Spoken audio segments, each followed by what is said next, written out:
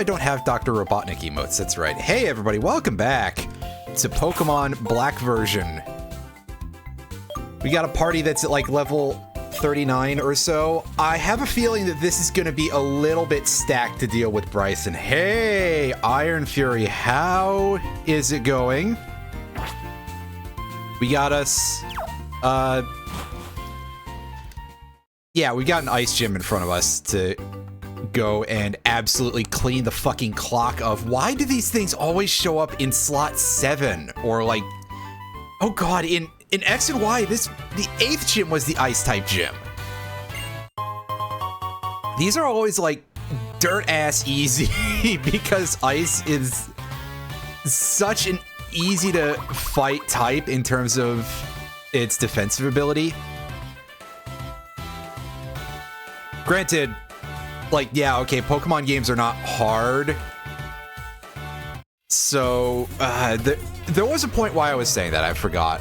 But, yeah, so, again, like, 7, 8,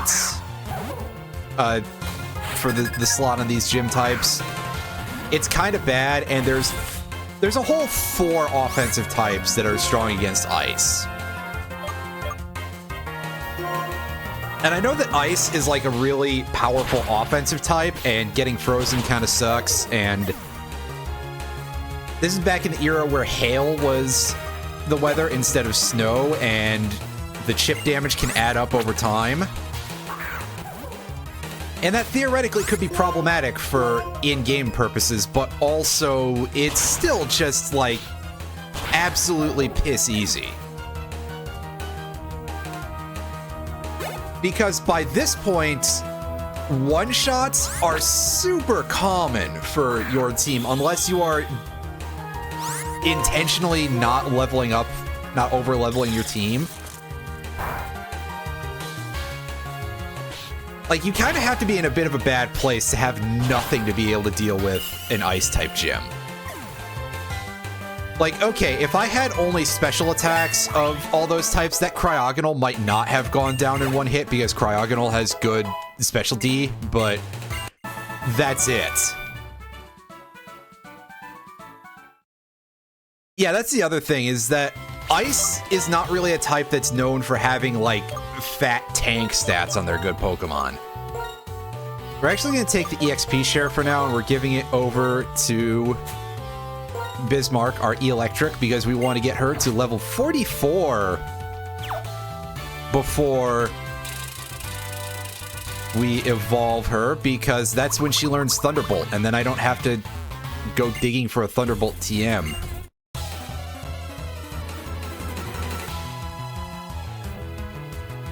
But yeah, you've got ice in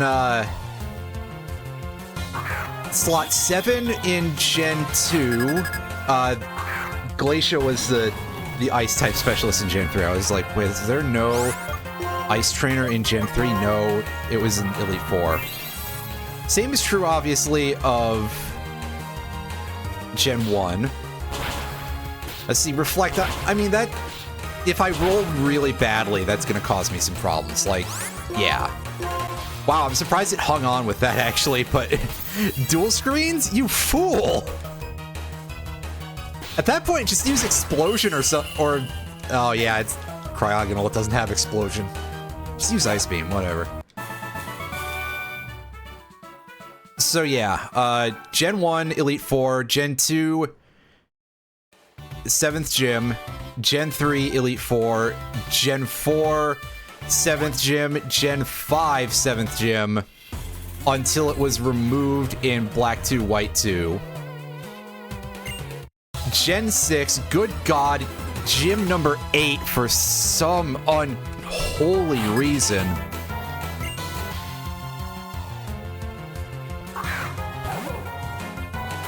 Gen 7...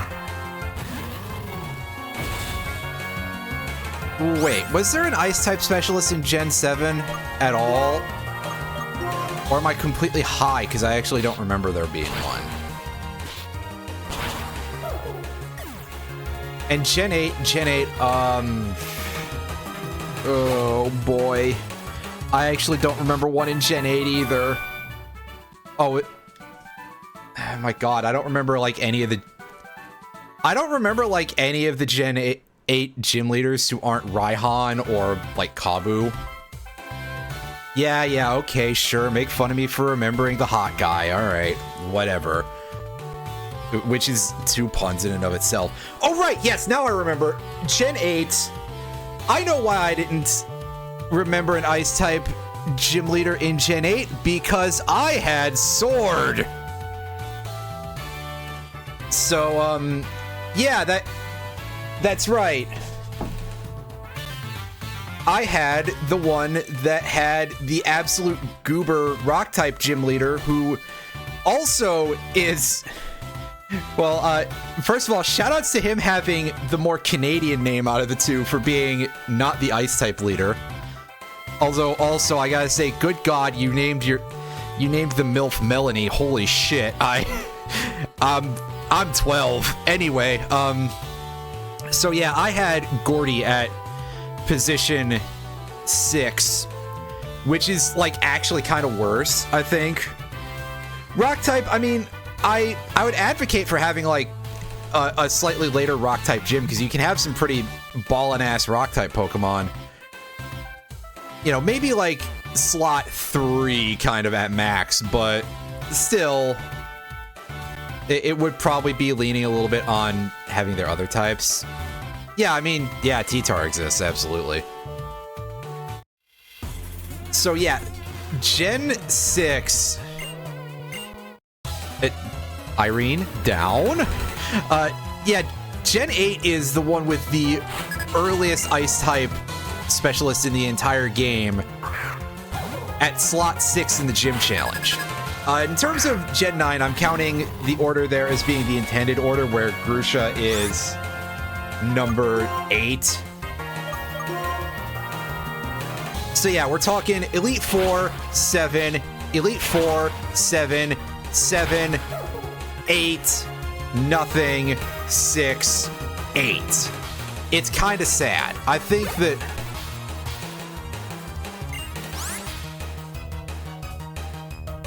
that Ice-type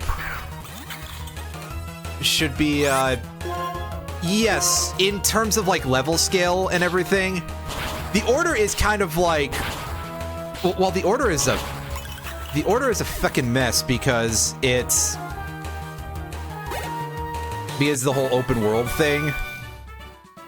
Yeah, exactly.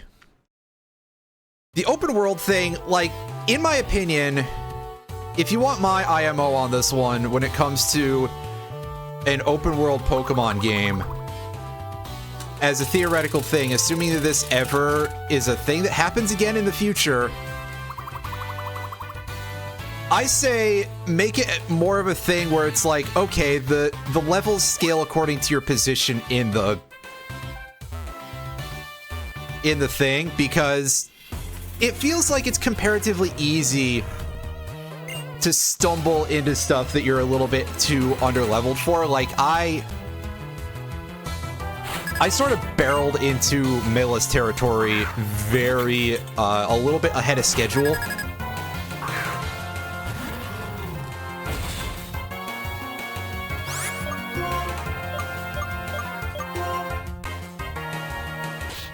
Although, yeah, Rhyme definitely has a little bit of a vibe of being a later in the game gym leader, I think, probably just because of the fact that double battles are, well, the way the franchise deals with double battles can be a little bit bizarre.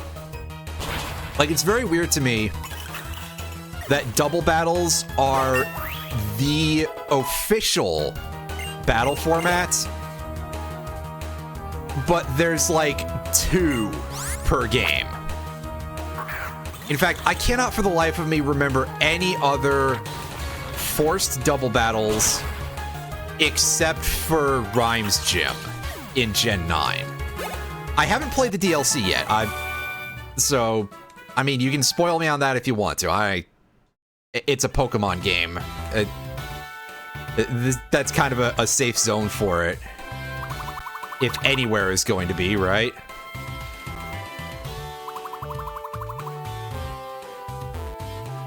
DLC has more emphasis on double battles. Well, that's probably good.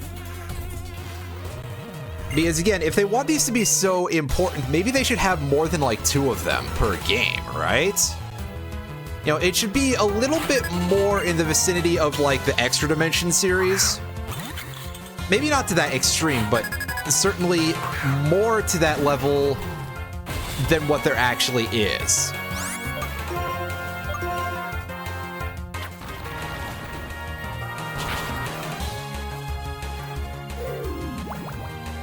At the very least, it should be more like what you were getting in Gen 3. I mean, Gen 3, they were still rare as hell, but you actually had a couple of them, so it's not like when you fought Tate and Liza, it wasn't suddenly like, oh, hey, by the way, here's this gimmick that you've literally never heard of.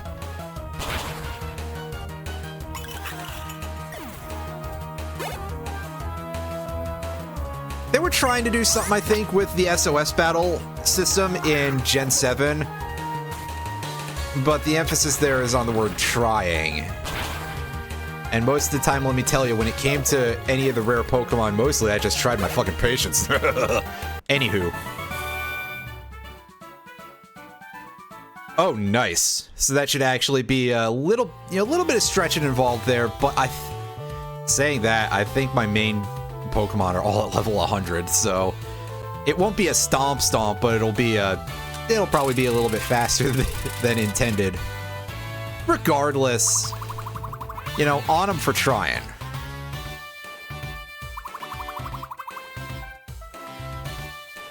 Because of course I got a bunch of stuff that's high level because I was doing raids and stuff back when. On the other hand, I guess why not pick up some new Pokemon and make that my, because, there's all those new Pokemon in the DLC, and by new, I mean old, really, because what's there, less than 10 new Pokemon between both DLCs, if I recall correctly? Wait a second, the Ogerpon trio is 3... Tropicos... new T things that probably are more like a regional variant than a divergent, really. Hydraplin's unevolved version. I know of 9 off the top of my head.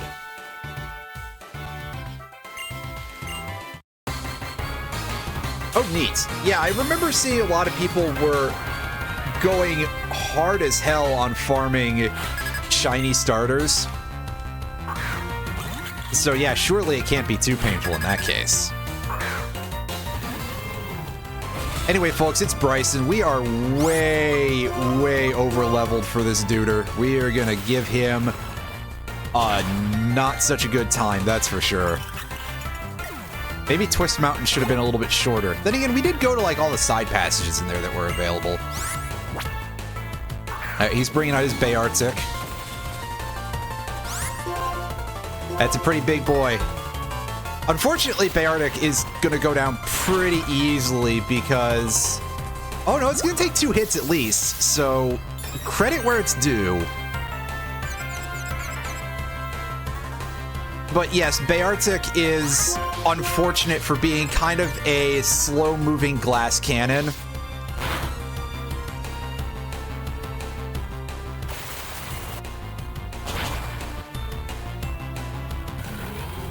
And then sometimes that just happens to you because, swagger. But aside from that...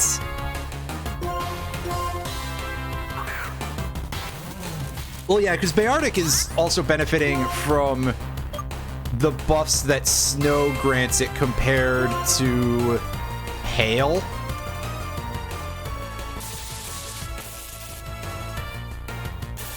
So it can get its defense on. I'm pretty sure Bayartic has Slush Rush as one of its ability options, right?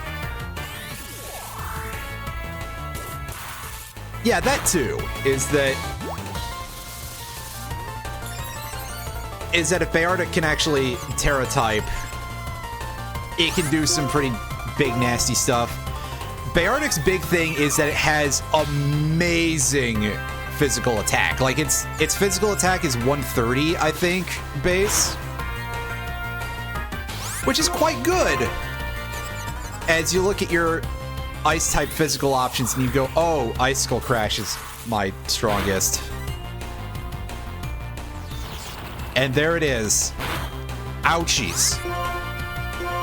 Yeah, its speed doubles to 100 with Slush Rush, so that's a pretty good speed stat, you know. That'll do some good work.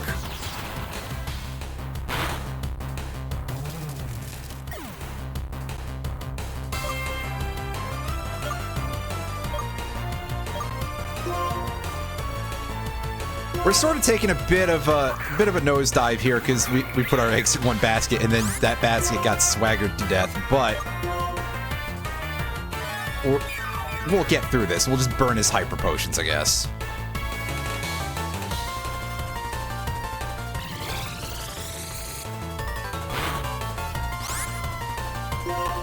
Alright, can you get confused, buddy?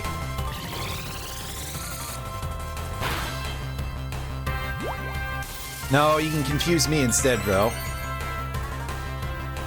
Oh, Icicle Crash is only 90% accuracy. I thought it was like 75 for some reason.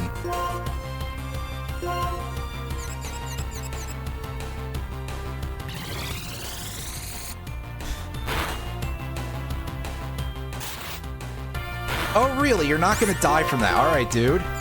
Sure, you go ahead and give me the blues here.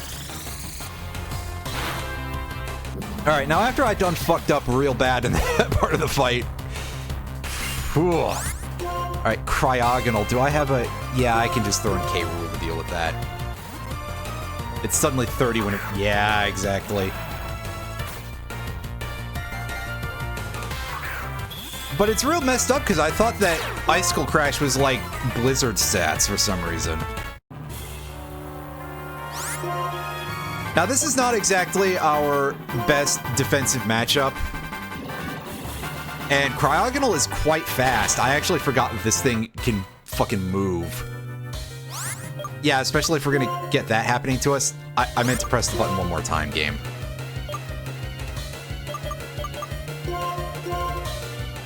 Alright, so we're gonna try something a little different here and throw this fella out here. Ooh, what I wouldn't give for you to have a real fire-type move, Buster. Let's throw some Shadow Balls here.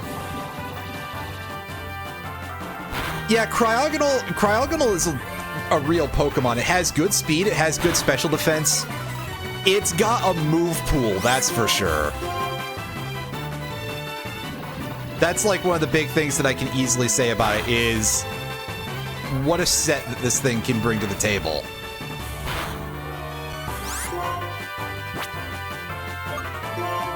And we are not going to be able to tank another Aurora Beam, so let's go ahead and Hyper Potion ourselves. That's right, I'm actually using a healing item in battle. That's the rare thing that happens. Oh, they buffed its defense to 50 points in Gen 7 from being 30. I didn't realize that it got that much of a buff. That's pretty solid. Yeah, 135 special D, 105 speed. I did not realize that it had 95 special attack. Or 80 HP for that matter. I thought that thing had shit for HP. 80 is... Well, you'd rather not rely on 80, but it's respectable. That's for sure.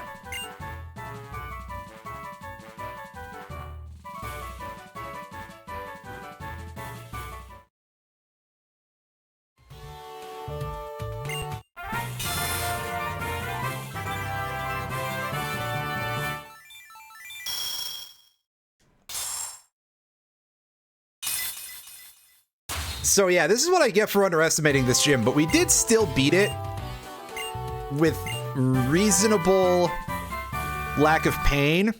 Things would have been significantly more in our favor if we didn't hit ourselves in our confusion from that first swagger from Bayardic. I kind of have a feeling that Arm Thrust would have served us better instead of the fire move that I forgot the name of already. Heat Crash as our first attack.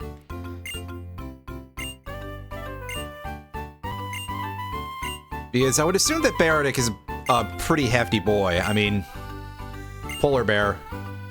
Adult polar bear.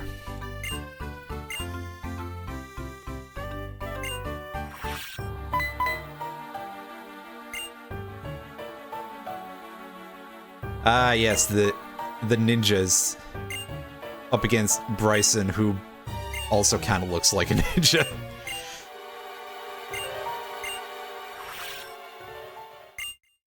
Surfer Ninja, I guess. Surf Ninjas, that was a movie that existed. One of those many sort of like direct-to-VHS kind of things. Yes, they were, and they continue to show up in the post-game, I believe. But yeah, I thought they were a second game thing. They don't show up in this game until Chargestone Cavern, so maybe that's why I forgot about them. Because Chargestone is just like... Well, at that point, my brain does sort of switch off for a little bit, because Chargestone is weirdly long, considering it's not that big. It feels like it goes forever. Spent more time with the sequel, that's fair enough. The sequel definitely improved on a couple of things too, so I really understand that.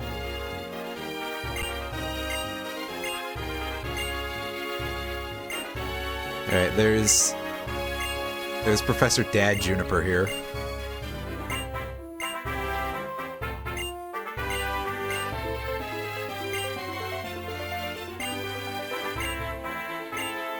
And yeah, this is the background, the black and white dragons. You have to go climb up this big tower.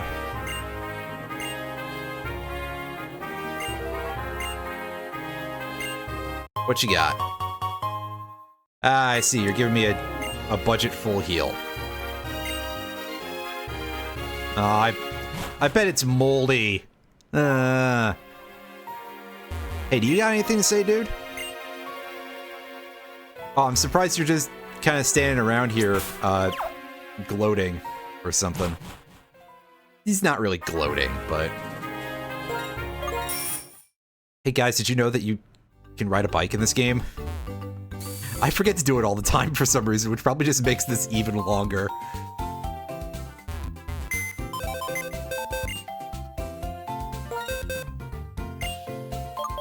Alright, we're gonna... go in here. Lilo might not be helpful for us for a little bit, actually. Because we've got a dragon-type gym coming up. Alright. Let's get out Frogfucius again to go and surf.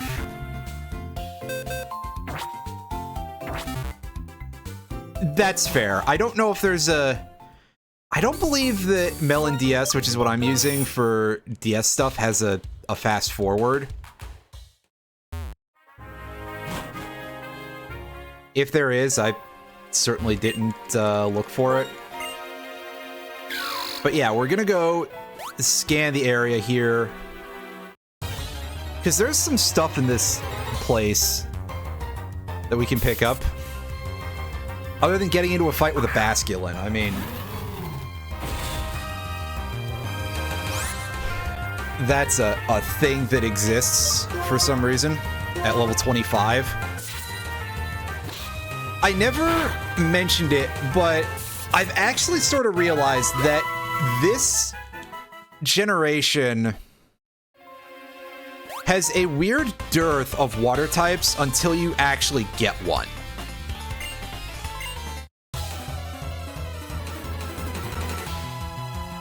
Because they decided to not give you any fishing rods until the post-game. Instead of giving you, like, an old rod or something early on, or just, like, I don't know, call it the good rod, and then the post-game one is the super rod. Whichever the case would be, the fact is, they didn't give you any fishing rods until the post-game, so your best options if you don't start with Oshawott are Timpole and... I mean, you could raise a Stoutland and waste a fucking move slot on it for Surf. Stoutland should probably not be using Surf. It is not a special attacker at all. But yeah, it's the Timpole line until you can start surfing, and then once you do that, weirdly enough, the pacing on the availability of water types even after that can be a little bit slow. I mean, we've got lots of Basculin.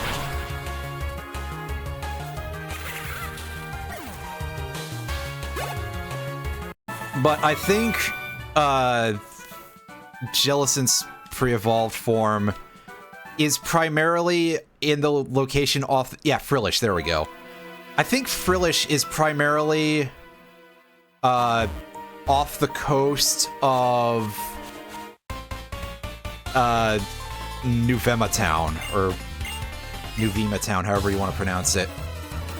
Regardless, yeah, it wouldn't actually be a bad idea for me to be raising Timpole, but I would like to try to avoid type crossovers in my team as much as possible.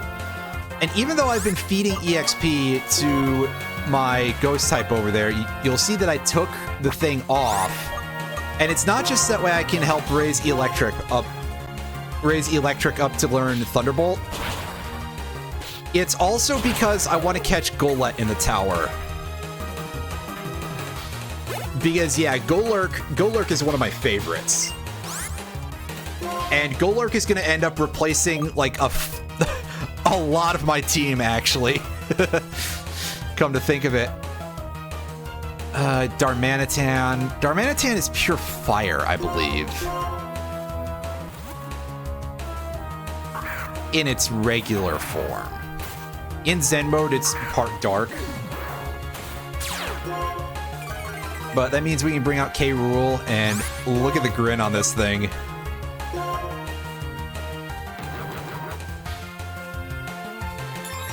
It is so jazzed to just be self-destructing in front of me. At least self-destruct does damage. I mean, right.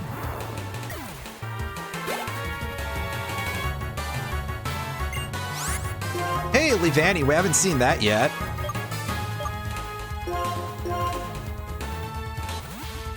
We'll let Olmec get one of its last few showings because, yeah, Olmec is probably also gonna go the way of things that get retired.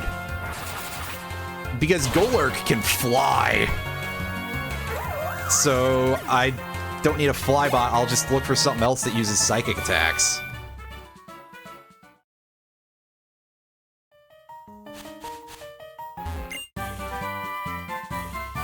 Long way to go for Embargo. Yeah, Sigilif is a good Pokemon. I can't deny that. Sigilif is definitely worth running. In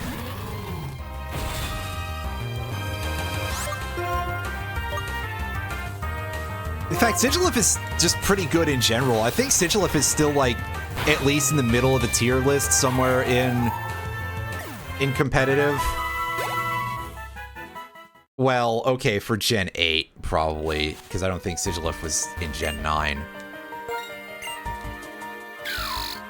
And a large part of that is because Sigilif has a really good ability, too, so that helps things out. I'm not going back until I catch Golett here, which shouldn't take too long. They're quite common in the tower. Yeah, see, here's one right now.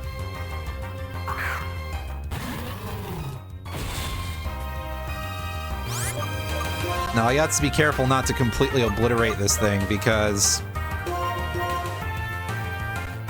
yeah, I think chucking Rock's at it is probably going to be my best option there.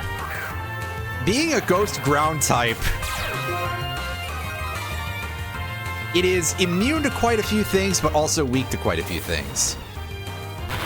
Oh, is Sigilif only NUBL? Well, I mean, I guess that means it's allowed in RU or higher. Probably still playable in RU, but I thought it was a legit RU. Yeah.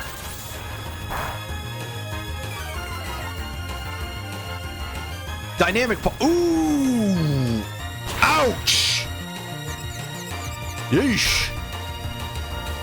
And thank you, Intimidate, for making sure that doesn't completely blow my nuts off. Yeah, because they've had to introduce multiple tiers below NU. Gen 5 days, I think NU was the bottom, but now there's PU and ZU. There's ZU for Gen 5 even. I remember looking at some stuff and seeing like a bunch of that stuff was rated as ZU instead of untiered. It's kind of wild.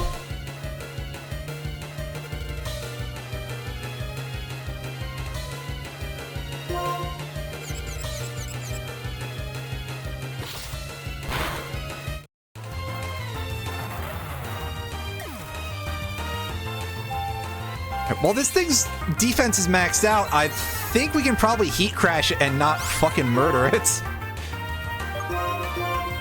Hopefully. What an absolute shit show. This kid. Oh yeah, I've seen that Gen 9. I've seen that the Gen 9 meta is kind of wild. It's there's some wacky shit going on there, that's for sure.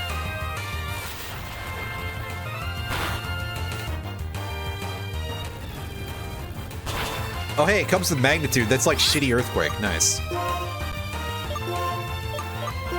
Let's chuck a timer ball, because I think that's probably going to be the option here. Yeah, Gengar in RU. What the hell, dude? It's Yu-Gi-Oh! Yeah, pretty much. And then, of course, Great Tusk is still hanging on to being, like, the best thing in OU.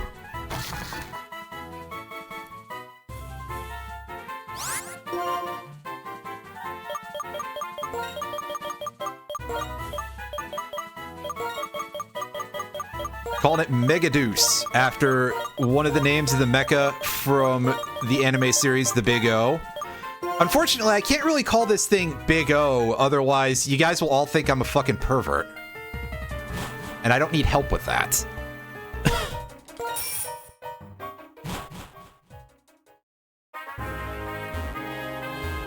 Yeah, that sounds about right. King Gambit, I'm sure, is on, like, every team almost.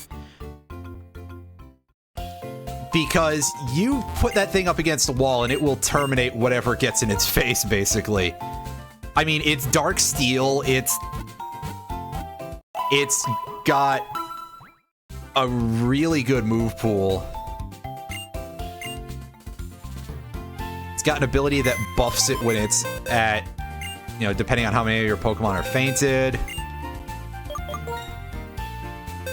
I mean, sure, you could probably hurt its feelings pretty badly if it swung into a really ill-placed crud vapors. I forgot what I was gonna say here. Mach Punch, or I would say Vacuum Wave, but LOL Vacuum Wave's distribution. And just to use a Pokemon I almost never use, we're gonna put a Clink that I caught here in the back of the party, Pinchbeck. Clink is a Pokemon that really does not get, like, any attention whatsoever. Oh yeah, so that's a good point.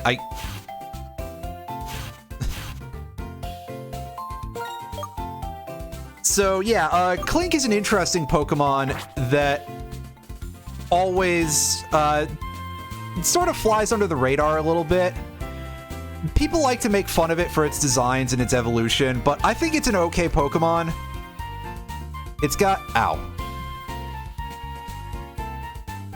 It has a very straightforward moveset, just like Steel, Normal, and Electric moves. Yeah, that's a good point. You can just turn it into a ghost, and it doesn't give a shit anymore. I don't know, I guess my thought was like, oh, well, what if you've already wasted your, what if you've already wasted your terror on something else? Well, you wouldn't get in that position, that's all. It's like that "nah, I'd win" meme.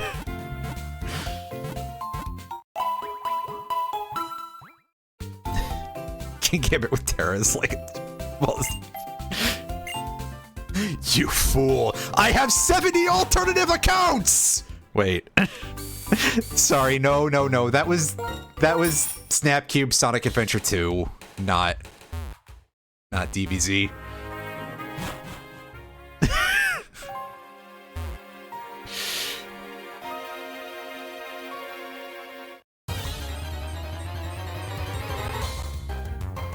But yeah, King Gambit is one of those just absolutely disgusting Pokemon in terms of some of that stuff.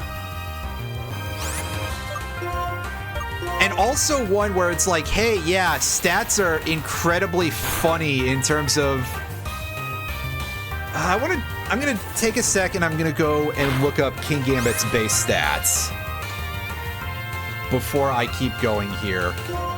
You know, slightly off topic, but why the devil not at this point? Yeah, 135 base attack. That's obviously 135 base attack is stupid as fuck. But you look at that for an evolved form of a Pokemon that was already fully evolved and was already a complete baller when it was fully evolved. And you go, that seems remarkably reined in. And then you look over at the multipliers that it gets off of Last Stand, or whatever the ability is.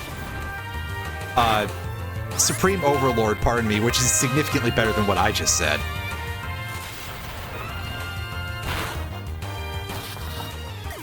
And it's like, hey, yeah, those stats actually don't matter that much. Yeah, they did that with Annihilate and Rage Fist also. Well, at the very least, you could kind of make an argument that Primeape is kind of, like, just there a lot of the time. Oh, here's Druddigon, by the way. Druddigon is a pretty nice Pokemon. Very well-rounded, usually pretty, like, decent tier. Has a good move pool, good stats. It's a dragon. It can have the Rough Skin ability, which is a quite useful defensive utility. And hey, on a Pokemon that can actually put it to use other than Garchomp. You know, it really was just there on Sharpedo, so that way you could look at the hidden ability that Sharpedo got and be like, oh my god, the hidden power level. I remember when hidden ability for those Pokemon came out, and Carvana was just like an absolute monster in Little Cup. Just absolutely disgusting. But yeah, the main thing that I was trying to get to, but I keep getting distracted here, is that Supreme Overlord kind of reminds me, so I, as some of you probably are aware, play a mobile game called Grand Blue Fantasy, maybe a little bit too much. And one of the big things lately has been abilities that provide supplemental damage to all of your attacks. So you can fairly easily like cap out your basic damage nowadays, and you know, you'll get to a point where it's like, okay, stat boosts don't do anything, and then you get these other things added on top, and it's like, oh hey, there's free damage added on top of your stuff with no questions asked. Caps? Who gives a shit? And basically that's kind of like what Supreme Overlord or the Effective Last Respect or Raged Fist are kind of like, in my opinion, is that they're basically the equivalent of that. Where you're just kind of getting around one of the inbuilt limits of the game by having this thing that's just like, actually, it doesn't really count as that. Well, I mean, yeah, but I'm talking about like from the mechanical perspective of like, hey, wow, I know of like 2 games that do this now. This is kind of funny.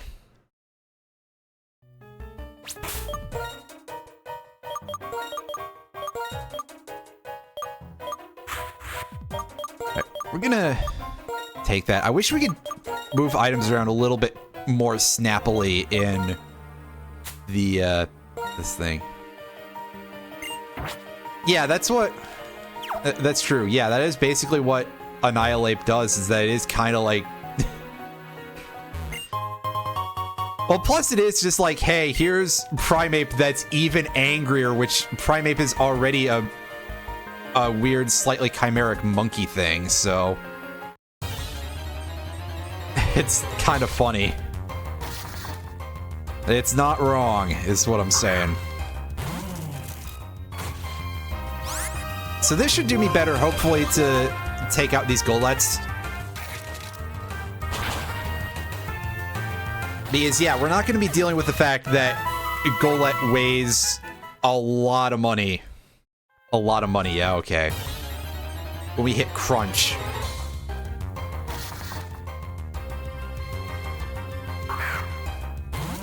Which, yeah, that's one of the things that I wish I could say about Embor right now. If I could get a different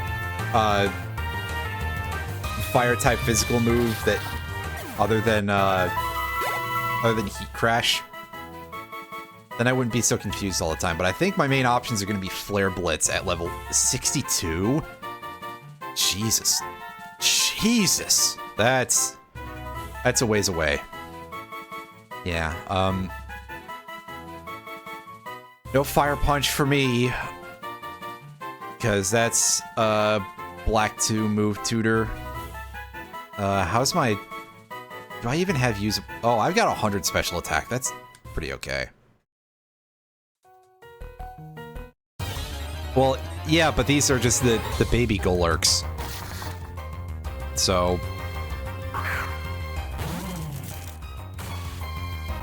yeah, I don't know where I'm going with that either.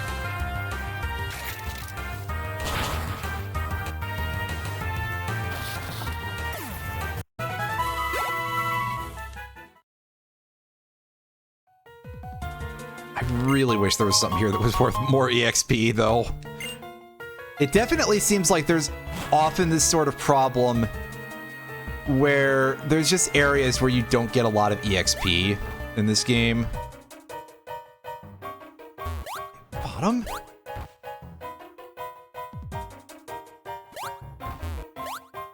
Yes, but we go this way first to go get our... oh.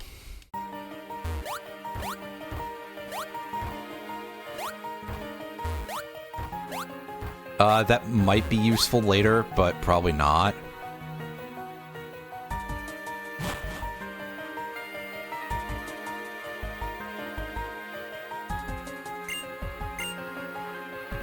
I mean, let me help you fight them. I could use the EXP.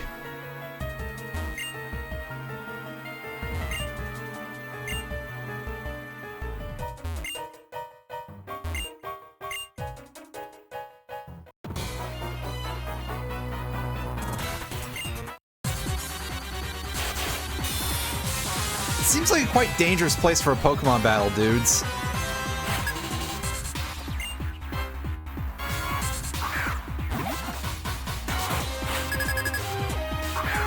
But I think getting rid of Flame Charge overall was the right call. Probably. I do miss it sometimes, but I think that was mostly the right way to go about things for me. Was to dump that. But I guess if I have a better look at Crash's damage chart, that might help me out a little more.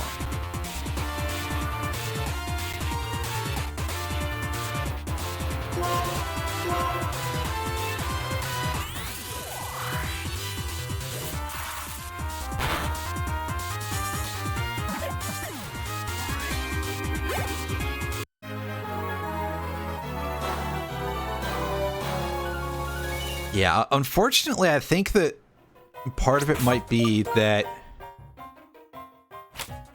I'm gonna take a quick look here. I want to see what Embor's weight is. Yeah, 330 pounds? It's actually quite light for something that uses that move. Like, compared to the heavy slammers, which are, like, usually much more than that, I think. That seems a little bit small, actually.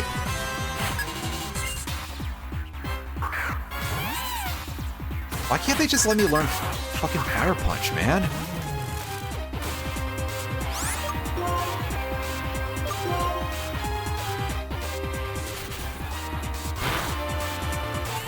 Ah, yes, good old ass insurance.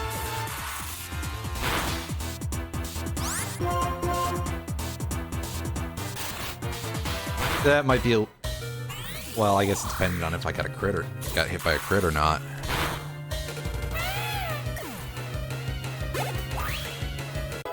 Yay, level 41. Only 3 more to go before I can feed it a Thunderstone. You goober.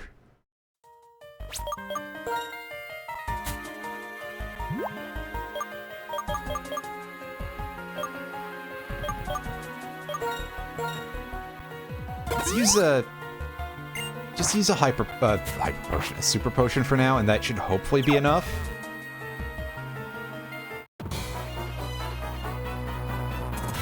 Hey! You are back. Welcome back, Iron Fury. We are at the part of the tower where we're fighting trainers. Finally. So we can get actual experience here. Not so much from this thing, but... You know, it's a start.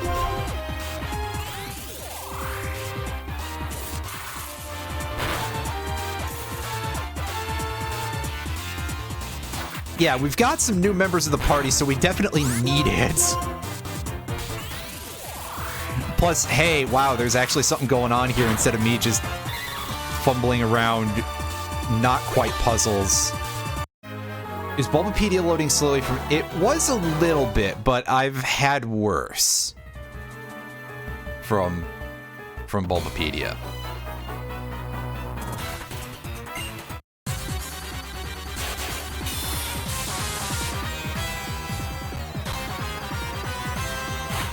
Yeah, good old one-armed Getsus. Actually, he has 2 arms. It's just that one of them is severely injured from... It's not explained what, but I think that most people generally sort of say, well, it's probably because of how he handled his Hydreigon.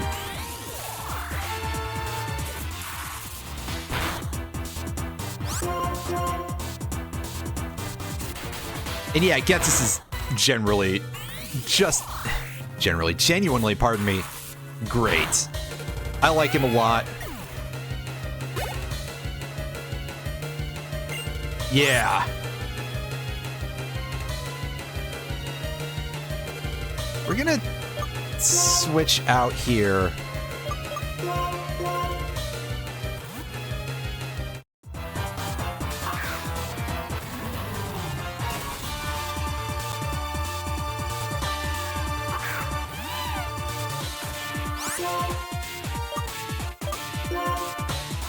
Yeah, Getsus is on some real shit. Like, not only is Getsus just like an unflinching bad guy who isn't trying to do things for the betterment of people, he also isn't doing like petty shit like Team Rocket, which, you know, Team Rocket had their moments, but, you know, comparatively, it's still like, you know, ground level kind of stuff, I'd say. Whereas Getsus is, yeah. Difference between Al Capone and Hitler. Yeah, pretty much. Pretty much.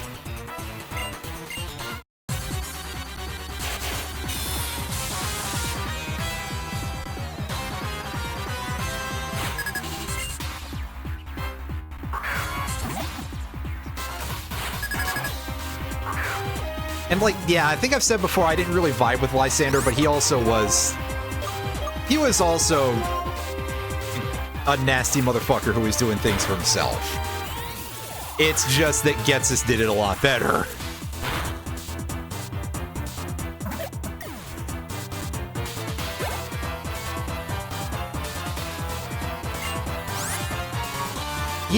Yeah, that. What's our best way of taking out Krokorok right now? It's probably going to be Lil actually. Finally getting to see some... Getsus if he looked in the mirror more. Yeah, that's not a bad way to look at it.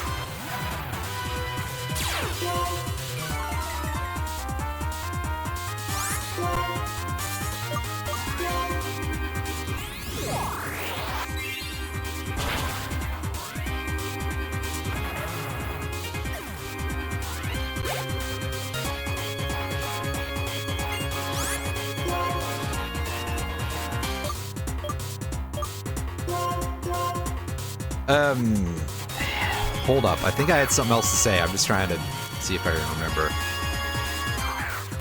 Yeah, but like all the other villains, well, most of the other villains outside of that,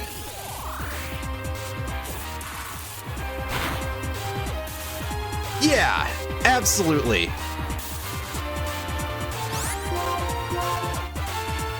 Like, Lysander does some audacious shit, no doubt about that. He activated his super weapon in a small town, so like, okay, he killed like 3 people. Good work, dude. Sounds like a really terrible thing to say, but also listen to me for a second. You know, he wasn't quite going to murder a small child in cold blood the way that Getsus was going to. It is a little bit different, to say the least. But outside of Team Rocket, prior to this, they really did just have villains who were actually, like, kind of trying to, in theory, do something that was for the people. Like, yeah, Team Aqua and Magma were sort of projecting this idea of like, hey, yeah, we want more land for people in Pokemon. Hey, we want more sea for Pokemon and sort of in a way for people. And Team, I almost called them something completely different because I could not remember the name, but Team Galactic, Cyrus was the guy's name, I think. Cyrus was basically Xehanort, so... I'll stand on the idea of Cyrus was a Kingdom Hearts villain. But a reverse Kurt Cobain, Jesus. It was like, oh, I'm gonna create this new world with me as the leader. Yeah, that, again, and he's leaning so much on the light and dark shit, he really is just a Kingdom Hearts villain. Meanwhile, Getsus is an unhinged nut who is seriously seriously a gross motherfucker. And their attempts to do it later, well, I mean, I've raised my feelings about the Ultra story and how they didn't do such a good job of like making all the differences known in between the Ultraverse and regular Sun Moon for Lucamine until like the very last second. But setting that part aside, ooh, ouch. Always with the damn crits, man.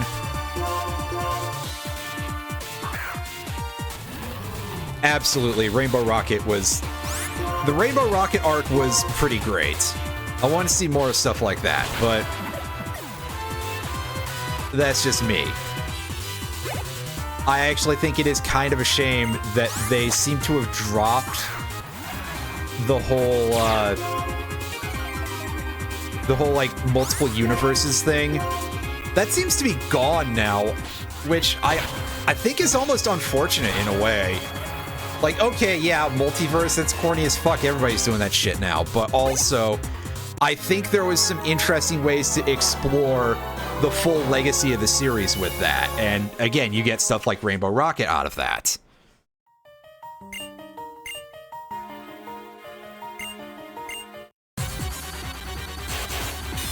Yeah, so I mean, in theory, there's a place where they could have a... Theoretically, there's a place where they could pick it up again, if they remember.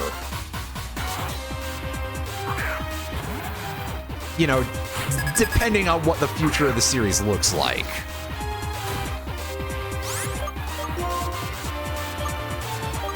Which...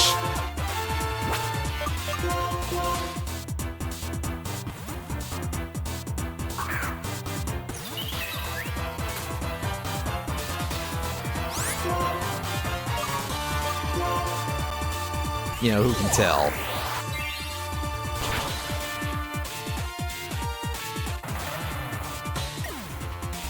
By this point in the Pokemon franchise, there is a completely fair cause for it, and really there has been since Gen 4, to make it a big running thing.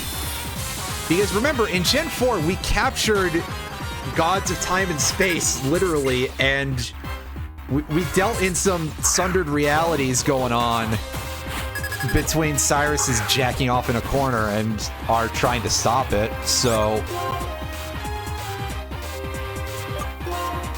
why the hell not, right? Anyway, this is just a Trubbish, so I think I've got a possibility to stand up to this thing. They're not even bringing out the Garbodor yet, but I think Garbodor is like level 37 or something minimum. Maybe even level 42. I don't remember exactly. Except that the evolution levels in this game were indeed too damn high.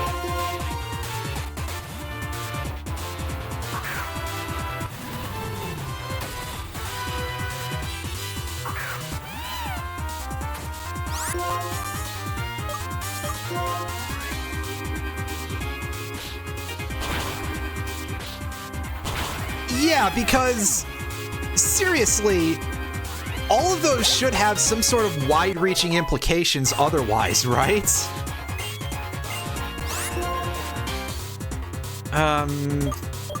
Dynamic Punch can take a hike. I don't want to flip a coin for that kind of stuff.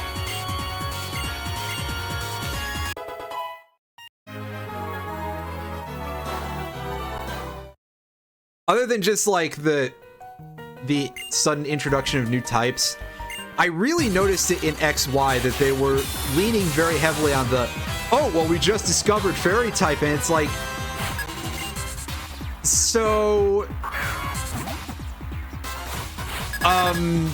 did none of you ever try to use dragon moves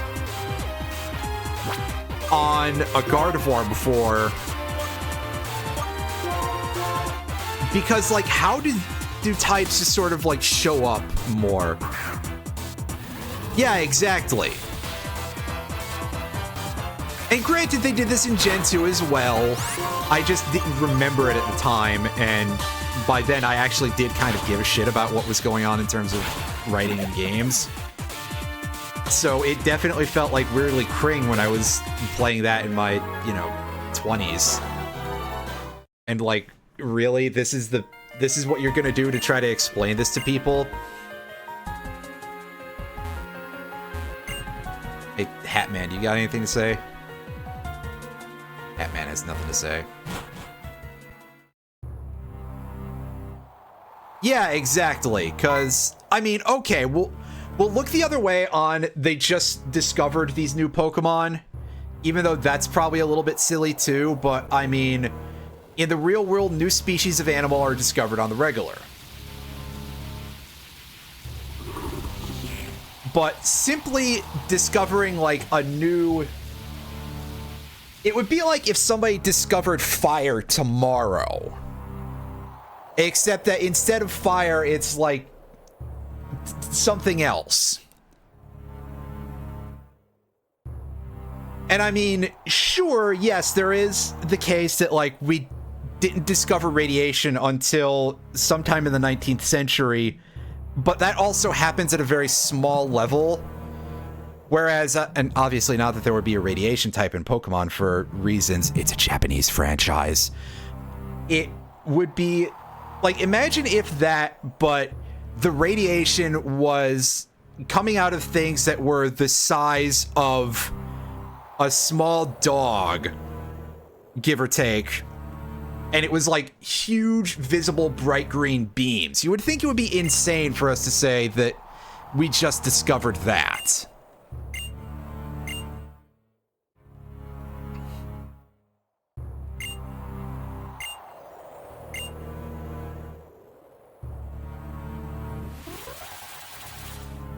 Hey, there goes Zekrom. Everybody's, Well, yeah, I mean... yeah, plots going on.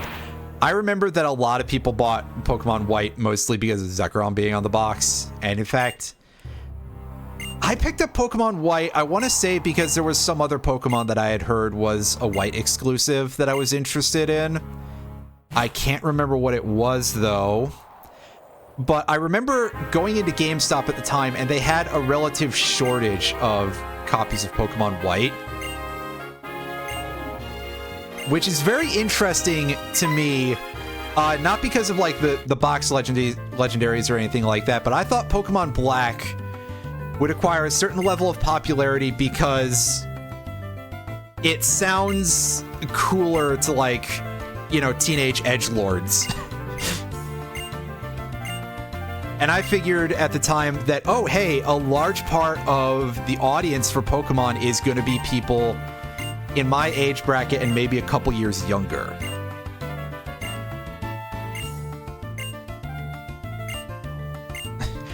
Well, there you go.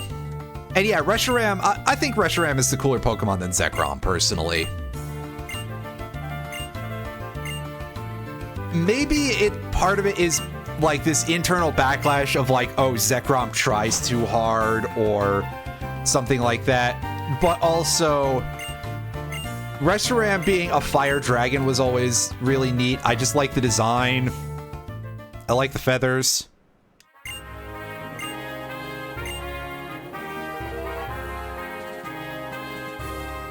I feel also like getting a good high detail figure of it would take a lot more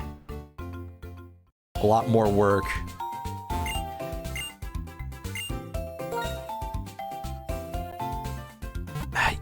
Yeah, I did think Braviary was pretty cool, to be fair.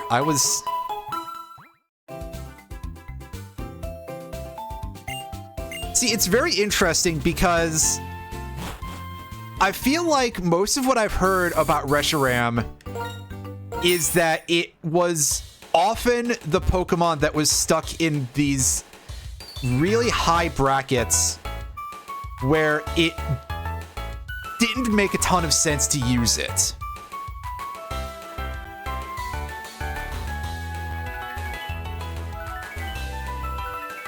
Because while it had great types and everything, it just was outdone.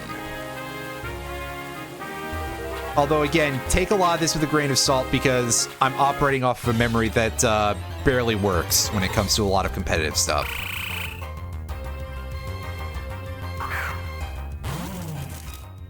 But yes, Braviary is a very cool Pokemon that definitely ends up being quite underwhelming, not least of which because you don't evolve it until level 54.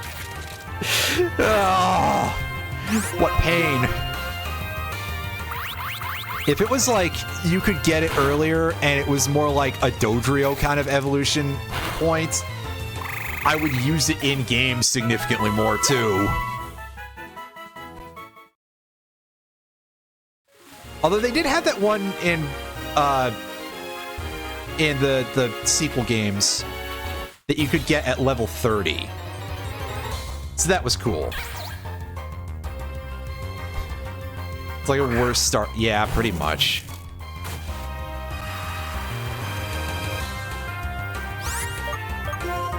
Also out here, we're gonna have a lot of junk items, junk encounters, and a lot of me wishing I had Surf still to get across tiny patches of deep water, aren't we?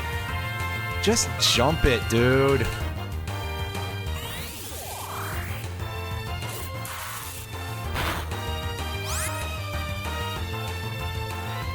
Oh, is that not a... Wow, this is quite a hardy Shelmet, all considered. For being an unevolved bug.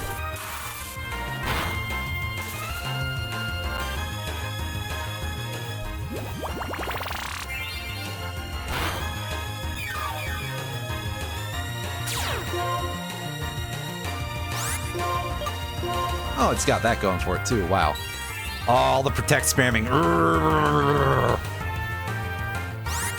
But yeah, the Starly family, I think, is still probably the best early game, especially of the early game 3-stage birds.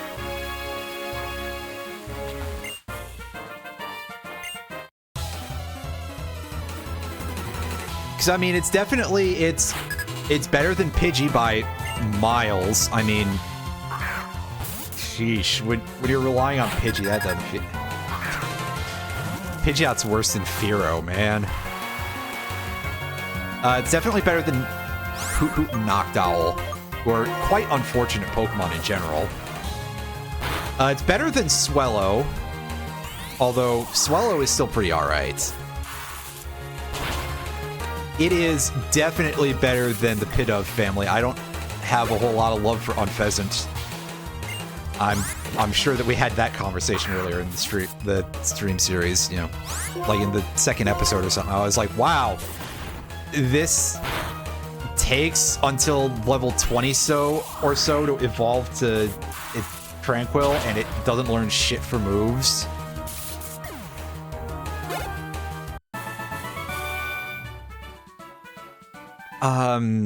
Talonflame is pretty good. I will give some credit to Talonflame. The Gen 7 bird, right, Gen 7 bird is a toucan. I love the design on toucan because, I mean, toucans are just kind of a cool bird in general. And hey, woodpecker, why not? But, yeah, they absolutely did kick the legs and the rest of Talonflame's body out from under it afterwards by making Gale Wings only function when you have full HP, which I get, but also... But yeah, Toucannon's just no good, unfortunately, outside of single player. But most things are viable in single player, to be fair, but I do love the design on it. Just how constantly pissed off it looks is very funny as well.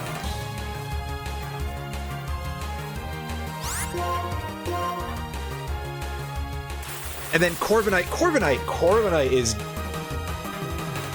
pretty alright. Corviknight's not the best Pokemon, but granted, you've got to remember Skarmory is back in Gen 9 now. The epitome of as per my last email. Nice. It's that, except it has a really nice typeface on it, in my opinion. Because like I said, I do love the look of Toucannon, but I think that's just because I like the bird that it's designed around. Corviknight is a good Pokemon. I can't argue with that.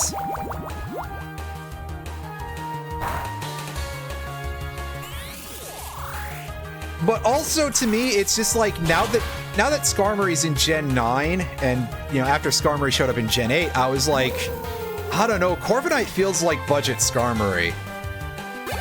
But it does have a more rounded move pool, I believe. And it's still quite good. I'm not saying like, oh, it's shit now because this other Pokemon... No, come on. There have been multiple Pokemon for similar roles here and there that, you know, they still work with each other, fair enough. That it's not like, oh, well... You know, Watchog is an outlier where it's like, okay, it's shit Rattata, and that's bad, because oftentimes you'll... Oh, that was Muddy Water, not a ground move. I was like, what the fuck did I just get hit by? It was something that could actually hit me.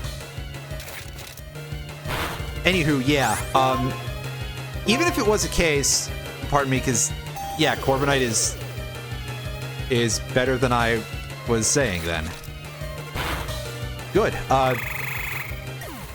Even if it was the case that it was like just, it's just Skarmory, it would be fine, because I think that's still a fairly usable niche where, you know, Watchog being Raticate, except it gets Hypnosis, is like nothing. That's incredibly tedious. Whereas I think you'd be able to actually get something out of the finer differences in that case. But yeah, if Corviknight's good too and considered to be better than Skarmory, that's quite nice. And then Gen 9 probably had a bird, but I don't remember what it is, because I was using something else.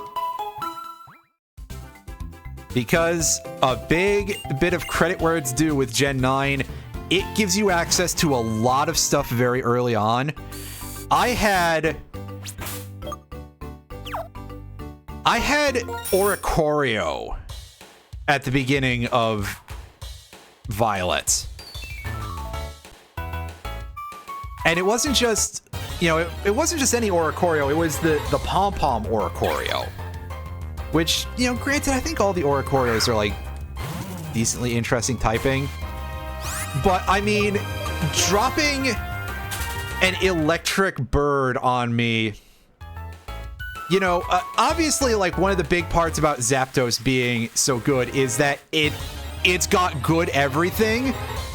But also, electric flying by itself is like, it is just a typing that absolutely whoops ass.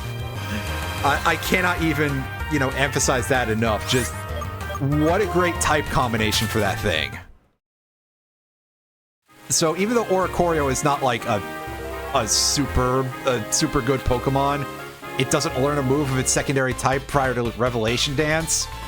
Still, electric flying is not bad, and it had good stats, and it was significantly more of a pain in the ass to catch than it really needed to be, but I digress. So yeah, Gen 9 didn't have a regular bird. Kilowattrel. Yeah, I guess Kilowattrel could be kind of considered like, sort of like the Spearow of the generation, I guess. And I remember trying to use one for some stuff, and I found it to be underwhelming despite the type combination, which I just talked up a second ago. Which is kind of strange considering that, but yeah. It was not a great Pokemon. There were a couple stats that I wanted to use with it that were just too underwhelming. Like, I think that what I was trying to do with it mostly was Electro Ball. And it was just not fast enough to truly make it good. Yeah, fair enough. My sense of time scale when it comes to anything in Gen 9 is kind of absolutely fucked, to be fair, because it's so wide open. And I've spent such a large amount of time with that game with, like, access to anything you could want.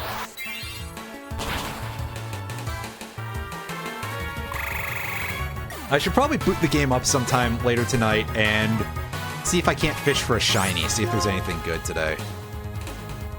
Yeah, see, that's actually quite good, which seeing that surprises me because, like I said, I was underwhelmed.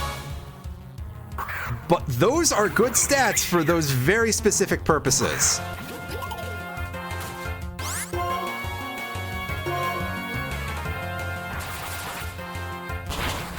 I mean, again, if the only thing Zapdos could do is bully people, that would be kind of what the build would be like, but yeah, I don't know, somehow it just didn't do it for me, man.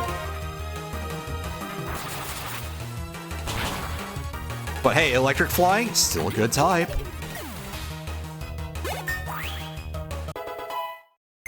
Hey, level 40, how about that?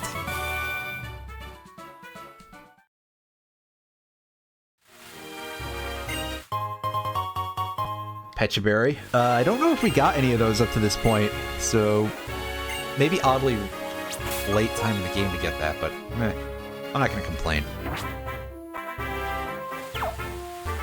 Megaduce is getting to a real level now. 36, that's not bad. Pretty soon I'll have to move my EXP share. I don't think I can get to that item right now. Unless I go back and get Surf.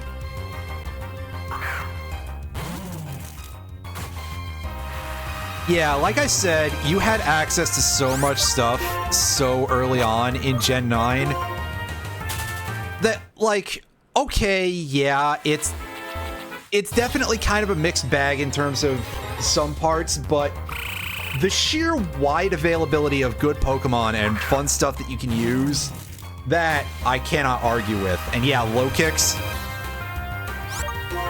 is pretty high tier. That is an incredible Pokemon. Shoutouts to them making a Bug Dark type and being like, hey, yeah, we need this to be a Common Rider. And they did it, and it was really cool. Ooh, that Muddy Water hit really fucked me up. I used Low Kicks for a good long time. I shuffled between a lot of stuff. Because, yes, in between the sheer vastness of the Paldea Pokedex, that also did sort of mean that a lot of stuff, like, sort of, didn't necessarily have the highest of shelf lives. But that's okay. I don't remember what there were some other things that I used for a while that didn't end up necessarily sticking around for super long. Tinkaton was one. And I'm kind of sad about that. I remember how many people were like, oh man, Tinkaton is going to be, like, just the absolute, the shit. And, I mean, I think Tinkaton is actually, like, okay. But people were definitely, like, a little bit overestimating that. I think Gigaton Hammer being an only 2-turn thing and the low attack stat ends up holding it back, because what do you do on the off turns?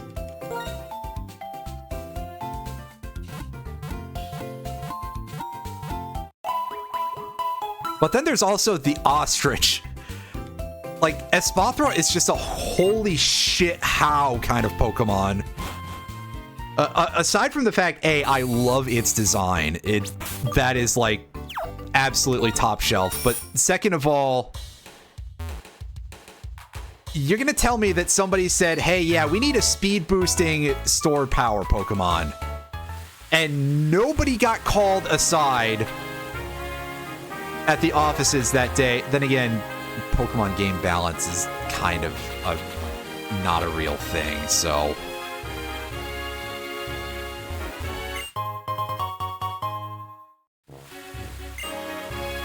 That is a pretty good team. I don't remember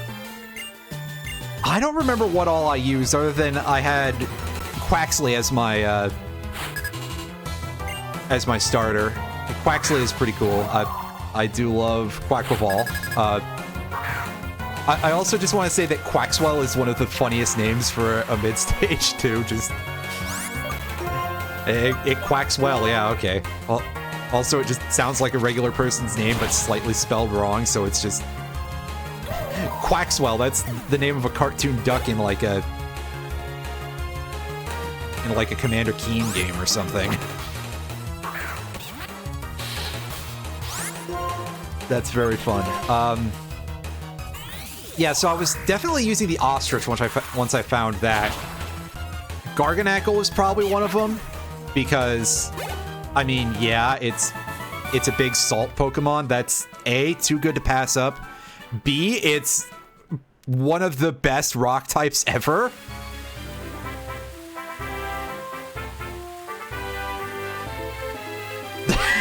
Shit, dude. Absolutely terrifying. Annihilate obviously was on the team at some point because it was so easy to get, and once I heard about it, I was like, is this real? And then I did it, and it's like, yeah, it's real. Which, hey, shoutouts to the internet not being full of lies on a lot of secrets anymore. Like, I did the Robo-Mando unlock for Risk of Rain Returns, and I was like, I'm getting fucked with here. This is a waste of my next 45 minutes. And it turns out it wasn't. And that was almost as cool as actually getting it.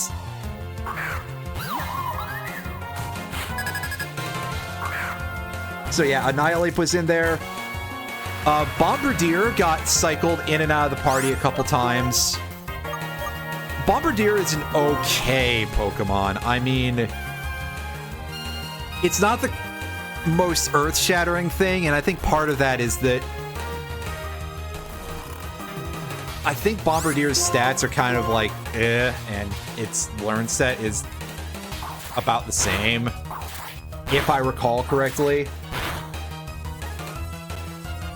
And there's just so many dark flying types to begin with.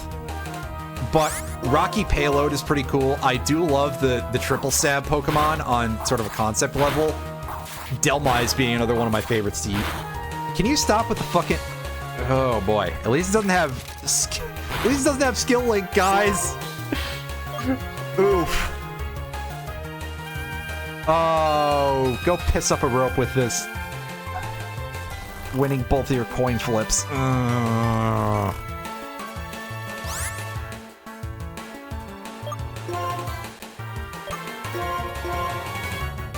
We're gonna switch out because that tail slap hurts.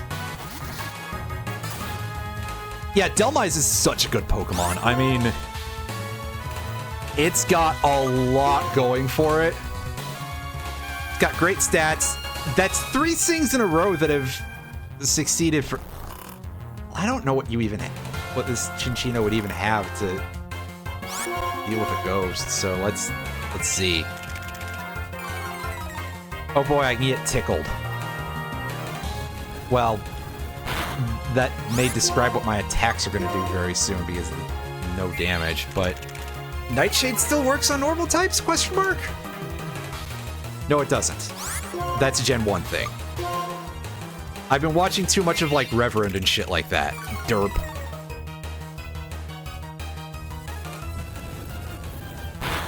Now, let's just sit in here while we're doing chip damage to this thing, but I don't think this Cinccino knows moves that damage ghosts. So we may be okay.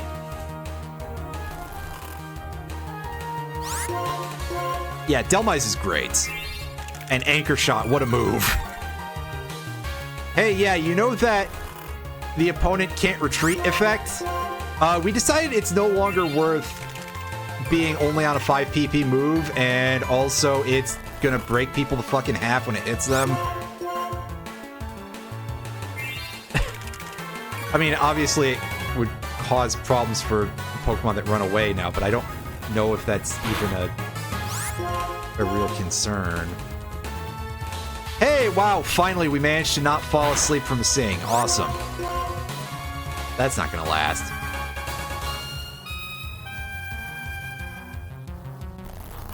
Well, gang, I think we know why I'm not gonna play XCOM on this channel anytime soon. Oh yeah, this thing can't hurt me at all. This is the most annoying fight that anybody's ever seen on, I'd say on this channel, but I think just in general. Get that shit out of here. 1,337 experience.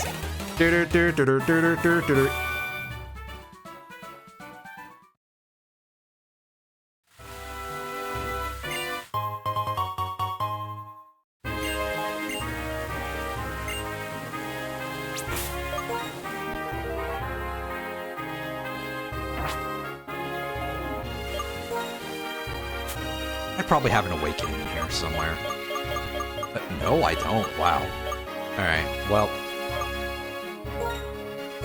I guess we'll use that old Gateau. Ugh, it tastes like dust. And more dust. And I guess we'll feed Bismarck a fresh water, just as a reminder of the fact that an eel can't surf. this, speaking of whether or not you can surf, this is the area where the Keldeo event happens, I believe. And right now we can't really explore this because of a lack of strength, but we might be able to do some stuff in here. Well, we can find Stunfisk. This is a Pokemon that exists.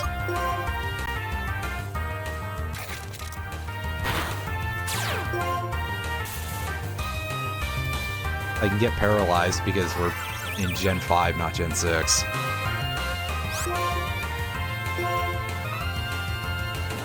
Yeah, you enjoy that not electric type, buddy.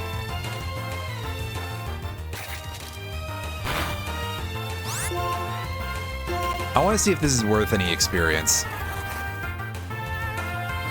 The answer is probably no, but we'll do this anyway.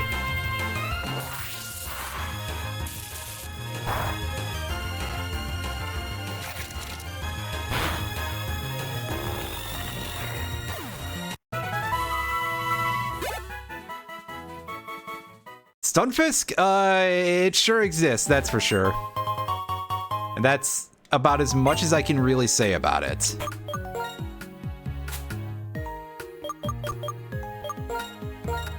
Also, it does have a cry like an incredibly nasty fart, so I guess that's one more thing I can say about it. Anyway, things here aren't really worth a ton of EXP, so I'm just gonna walk from these fights.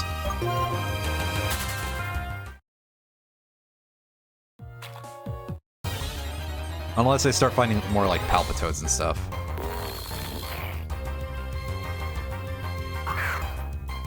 Yeah, I'm surprised it's not like on a legendary or something. Instead, it's just on this absolutely clown design here. That's mostly just there to annoy people.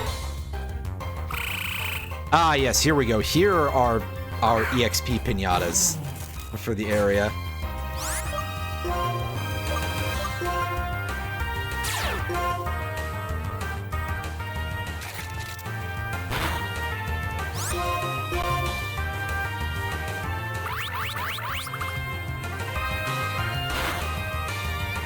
Ooh, that was some surprising damage from Uproar.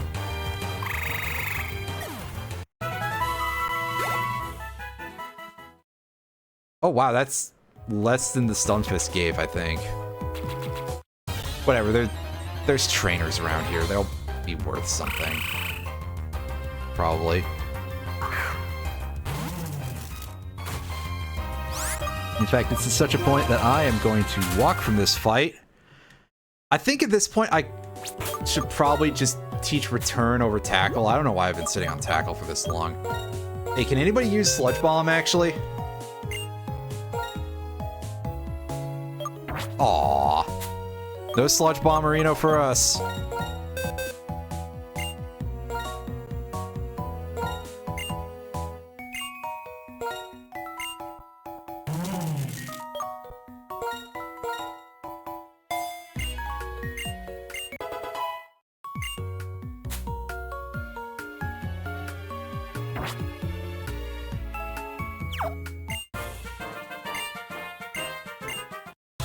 What, in this region, dude? Are you...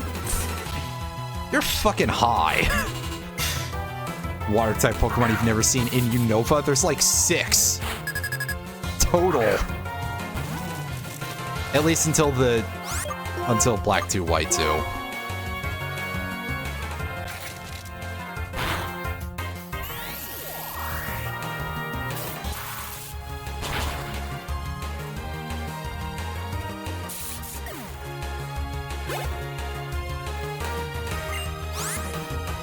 Oh, you're about to send in one of the... Oh, gross. Alright. Let's drop the rock on him. Or chunk of dirt, I guess, because it's ground type. Yeah, you go ahead and use Endure, because it probably won't actually have too much of an effect, buddy. But what else are you gonna do against my rock ghost? Ground ghost, pardon me. There's no rock ghost type. What the hell? Why isn't there? That's incredibly weird.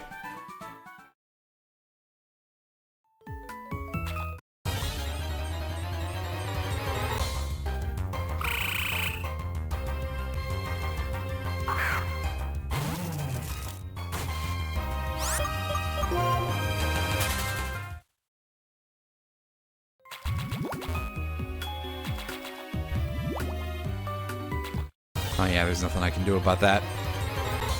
It's okay, it would just be a basculin of a higher level. Yeah, probably. But I also just, like, kind of sitting here like, you guys have had a surprising amount of opportunities just with existing designs, like Galarian Yamask and or Runa Regis are not. They look like they should be more than Ghost Ground, in my opinion.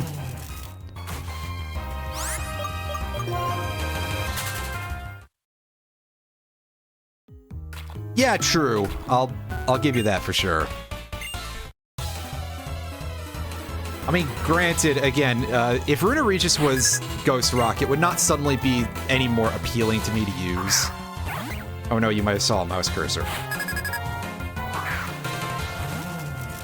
Which is incidentally what I'm about to be while I have to fight this fucking thing.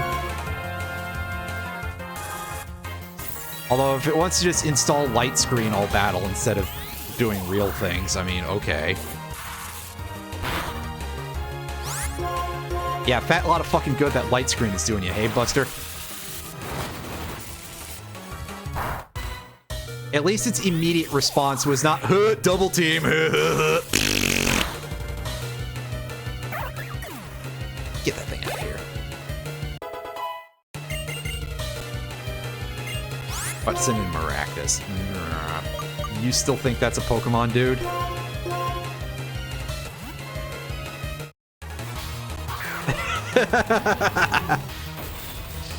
No, but I apparently do a damn good impression. Also, this trainer's name is Chloris, and I think that's fantastic.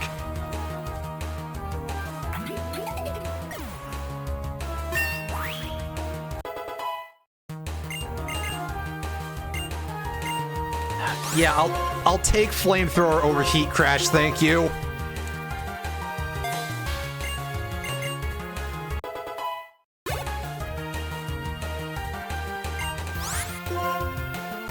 Alamamola, pardon me. I'm saying it's silly because I gotta break things up a little bit here.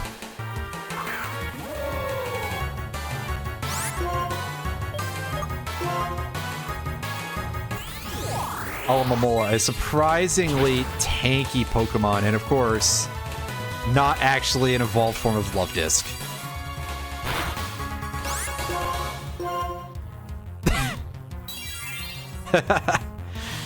Pretty much. Oh yeah, I forgot the other team was under light screen. Well, maybe it actually did something then. Because otherwise I might have gotten a one-hit kill there. B, level 41.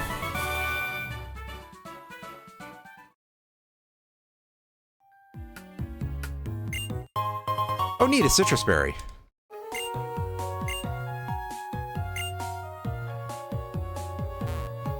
It's okay, this gen you can't, like, stop and listen for Pokemon sounds in the area. That's a Gen 6 thing I'm thinking of, I think.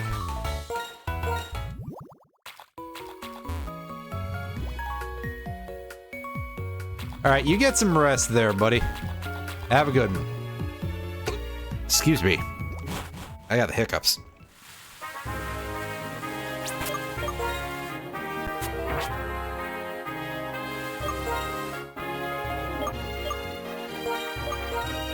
We're flying back to Icirus town because I don't like using healing items outside of battle. And there's a lot of stuff going on in this route, and we're facing enemies that can hurt us surprisingly well. Or surprisingly badly. It's one of those. Listen, I don't know. Do I look like I know what words are? The answer is probably not.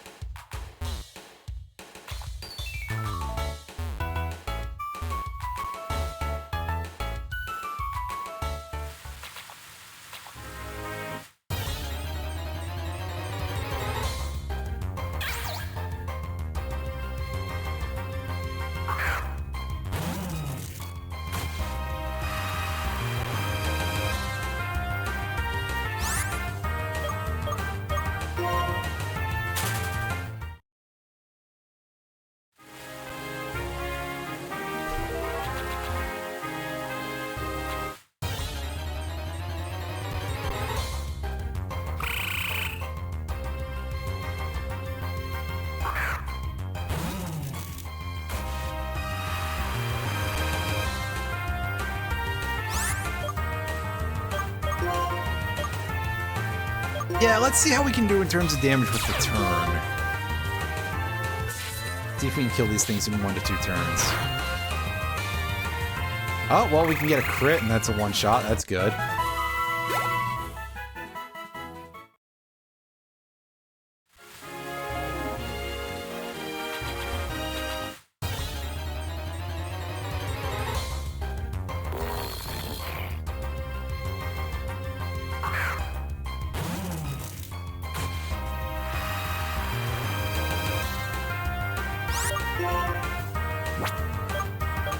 I don't want to deal with these things.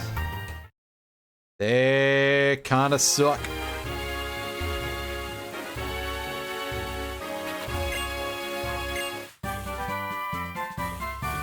Ooh, a TM facade. That is nice-ish. We don't have Guts Pokemon in here, and we don't get a Flame Orb early on enough for that. But otherwise, I appreciate it.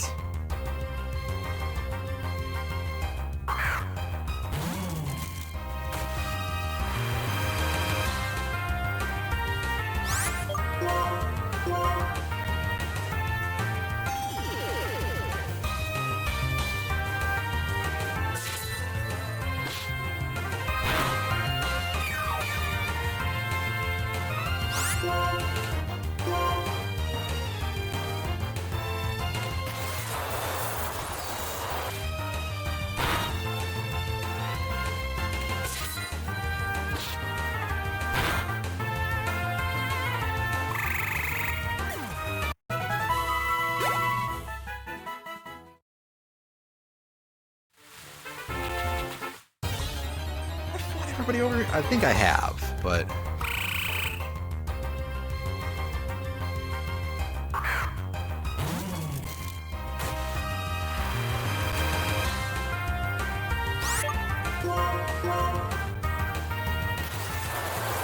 find out as we go.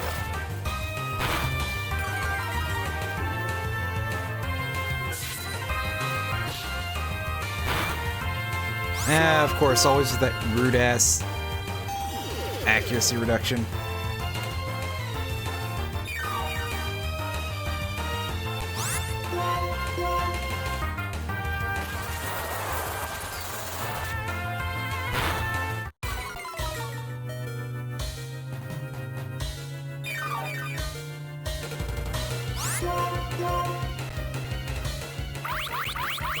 This is a bit of a risk in terms of... Oh, geez, I didn't even look and see I was at 2 HP.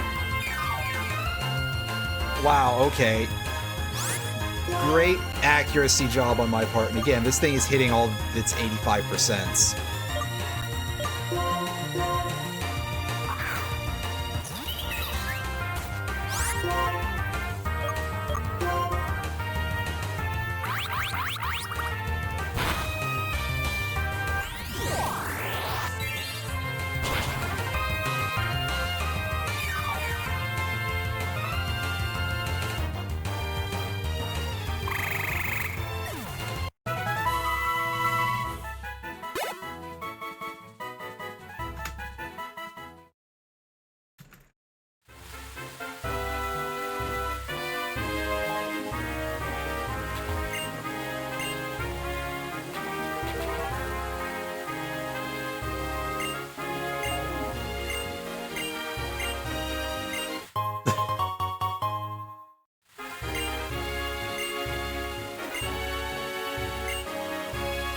roll in a... Jeez, man. Jokes are coming in pretty fast there. Do I have a revive? After I died to a fucking Palpitoad? Ugh. Jeez, man. Game's really not being polite here.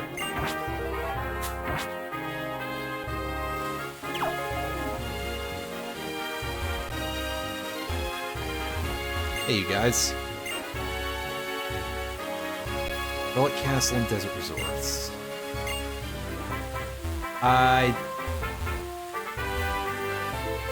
Oh, I gotta go there next. So have I just been fucking around here for no good reason? Answer, yes. But aside from that, I mean... Oh, it was quite annoying because I got an accuracy debuff and then I just missed, like, everything. But of course, it hit with its moves that have below 100% accurate.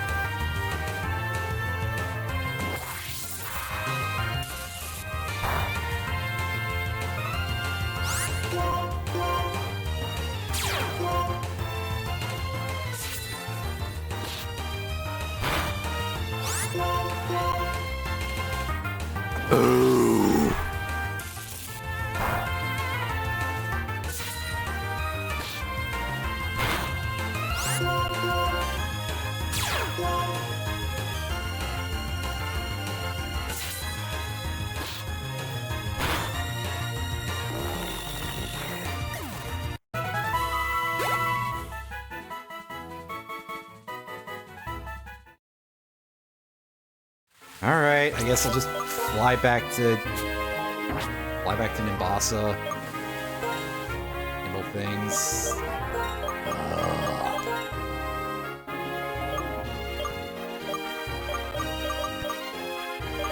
It's not even a good time to level grind out here because everything fucking sucks.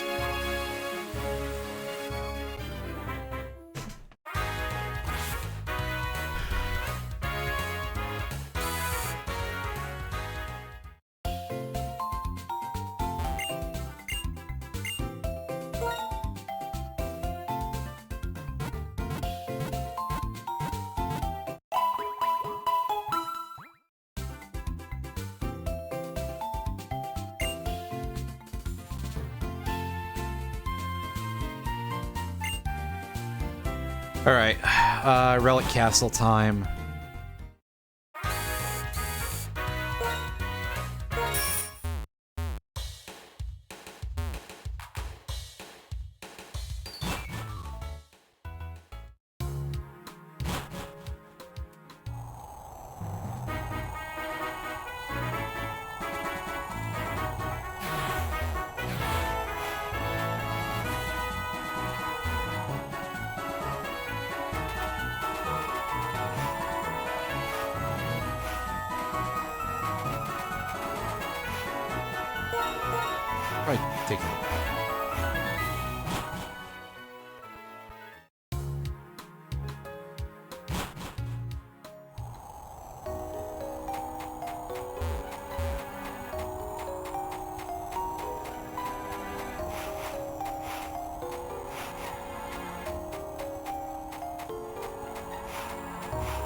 Encounters in here are worth nothing right now, basically, so... Yeah, I'm not even gonna try with that shit.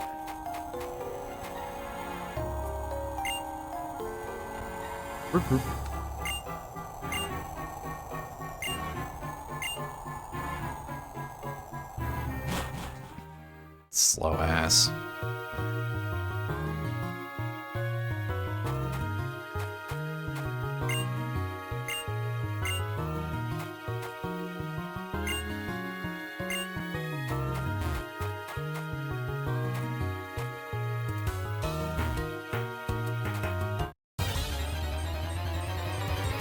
So here we're gonna start getting some other pointless encounters for a little bit.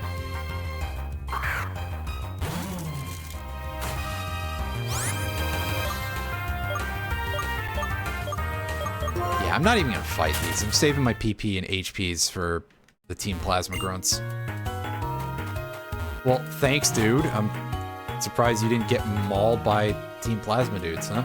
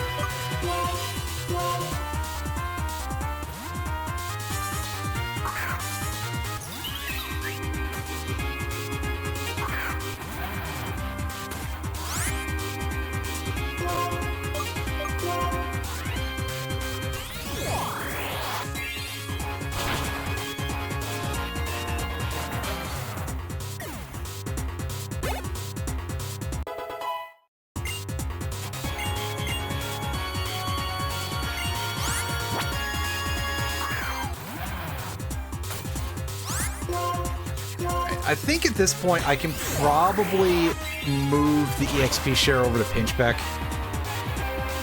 and we won't miss out on too much.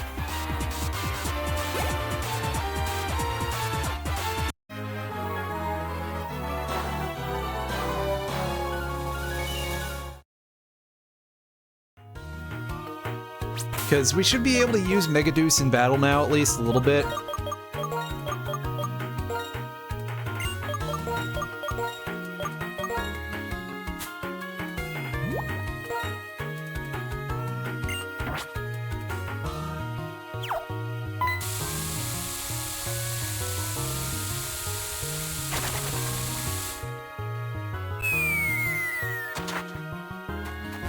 Yeah, I miss the Gen 6 EXP share, but I mean, we'll give them points because that hasn't been developed yet.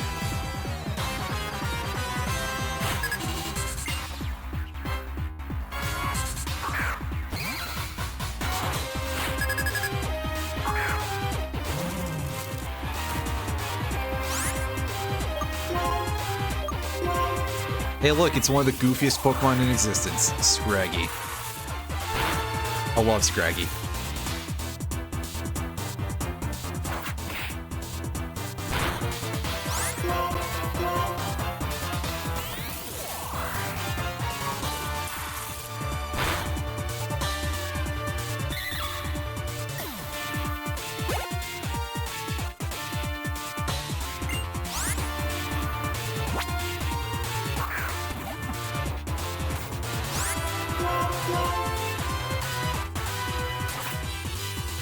Meanwhile, Watchog is just one of the worst Pokemon in existence in general. Just period, full stop, absolutely terrible. I can't believe these clowns are still fucking using it.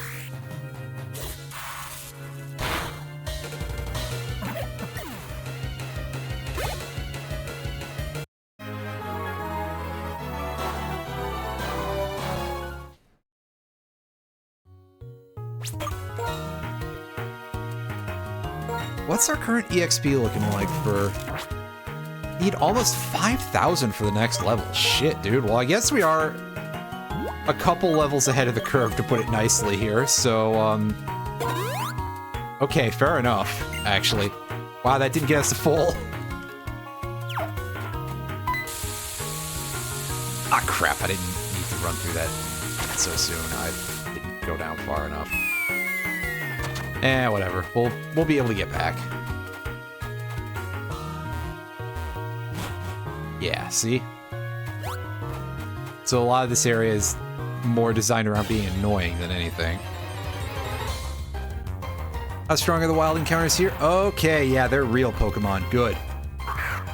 Crocorock at level 34. Excellent. Give me your EXP lunch money. Oh, okay, that... Actually... We don't care about that! We just get slightly miffed because we have to waste more turns.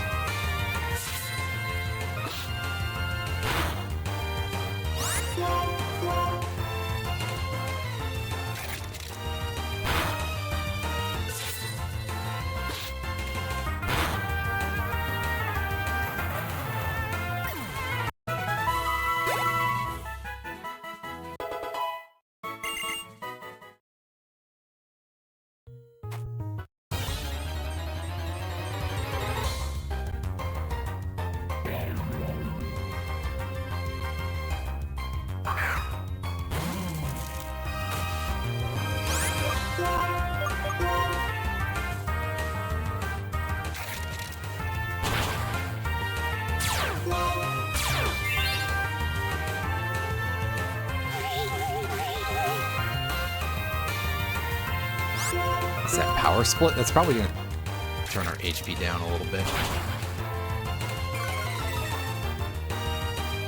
HP, our attack. HP, yeah, okay, sure. I'm bad at this.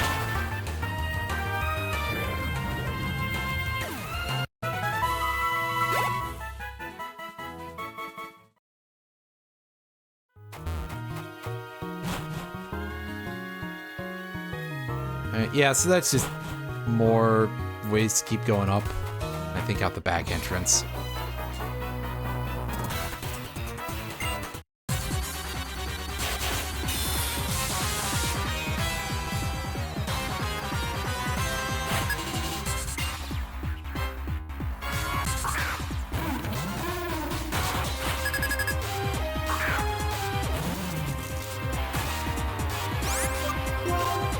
Hey, it's Garbodor! Wasn't I just saying something about Garbodor earlier and, like, I'm surprised we didn't see one yet? But here we go. The giant overflowing trash bag Pokemon. Seriously, one of my favorites from this generation. Just all around, what a good. Ooh, that's a little painful.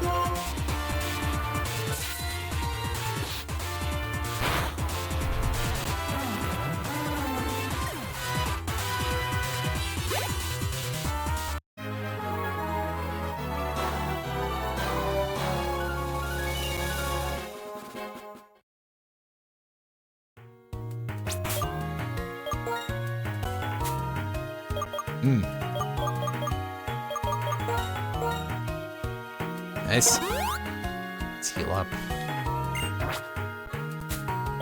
like to know what our EXP requirements are still. It's about 2,700. Oh yeah, we just went over there.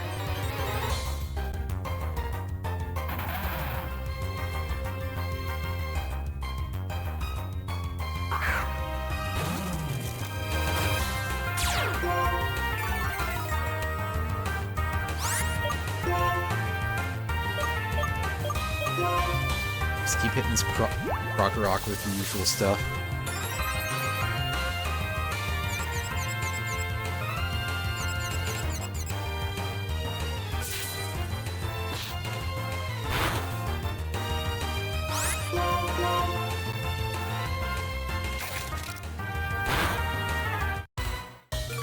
Jeez. He's such a jerk. Oh, don't hit yourself. Never mind. Well.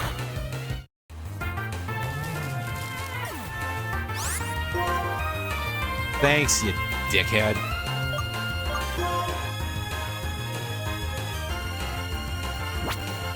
No, I don't think I can stand up to much with that, so never mind.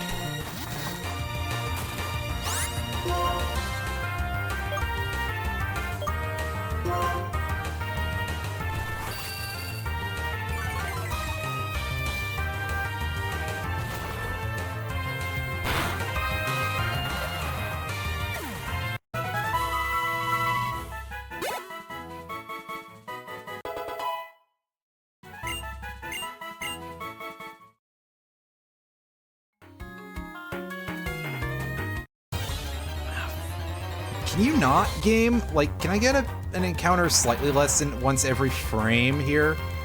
I want off this RNG seed.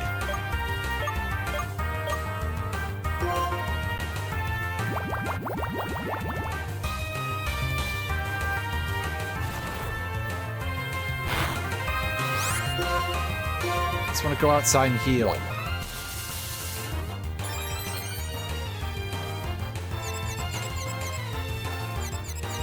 As I take the dumbest possible route to try to do this.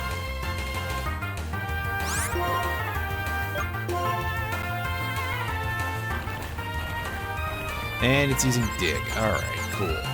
Good times. And we're still hurting ourselves. Cool. Love taking that kind of... ultimate offering. Nice.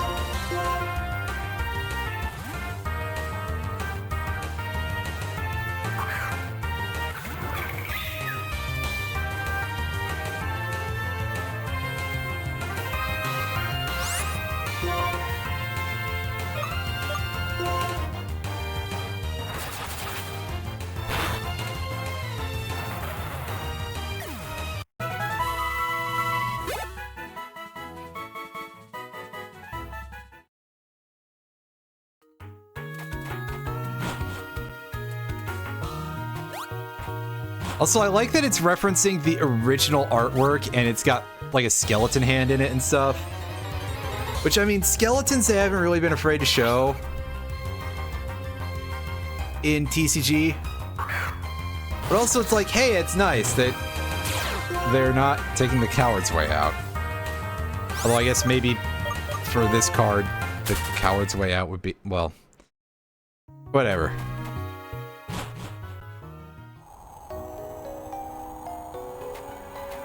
Hey, can you, like, heal me instead of just jerking around here?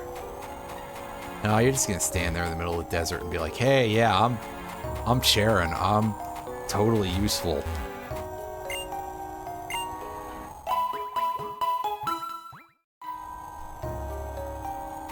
I'm like, what if I was an overwritten version of Silver who went on debate forums? And yeah, what if it took away all the interesting parts of Silver, where he was just an absolute dickhead? Not that Silver. The one from Pokemon.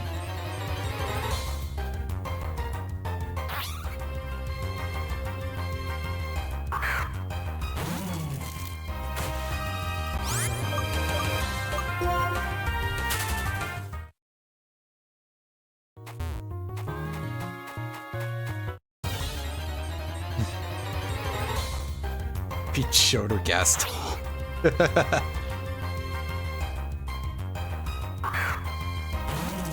Yeah, so Ultimate Offering is looking pretty good, actually. I like that. That they capped it and it's still like a pretty decent thing.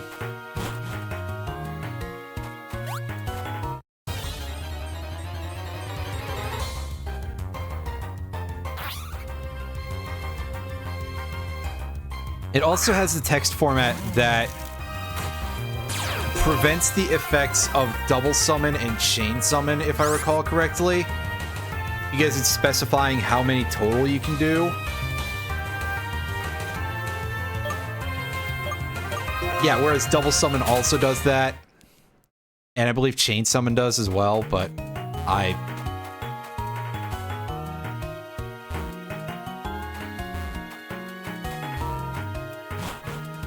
you know, imagine playing chain summon. That's...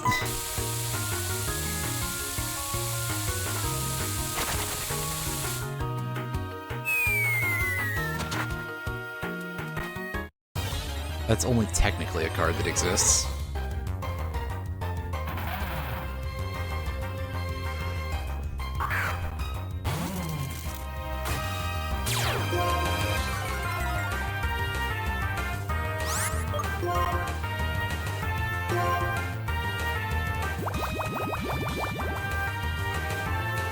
Oh no, not my lucky egg?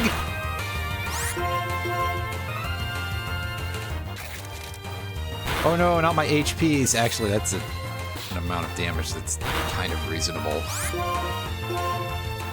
Boy, I hope this thing dies quickly. Cut it out, man.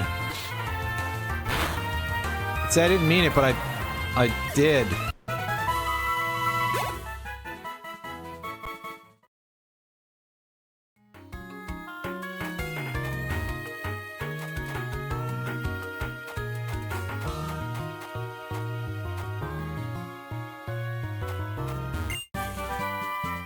Shadow Ball! Yay, that's a real good TM. A real good TM that I may not actually be able to put to much use. On account of it's a special attack, so Mega Deuce is probably not going to want it that much.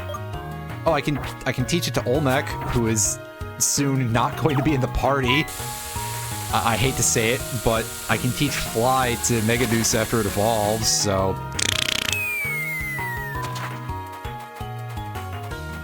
I know that's a Smash Brothers joke, but also, yeah, Mewtwo is a good user of it. I just don't have a ton of special attackers that are actually sort of oriented toward using that, really.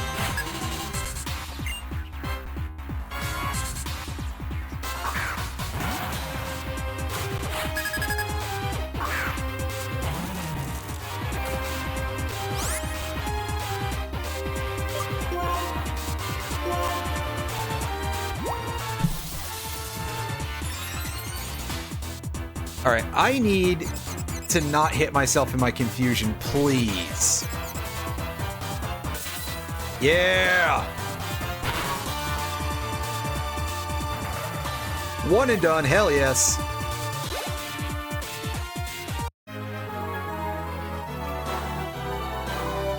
Oh, this is only Pokemon, alright. On a max revive, that's pretty good. Yeah, I figured I had to go to the far hole. I don't know about that other one, though. That seems important as well, but...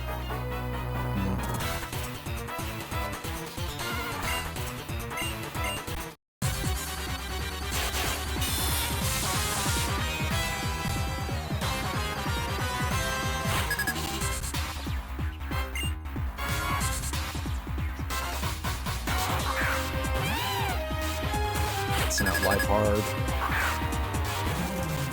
Yeah, again, the Pokemon variety between all these Team Plasma dudes is not terribly high.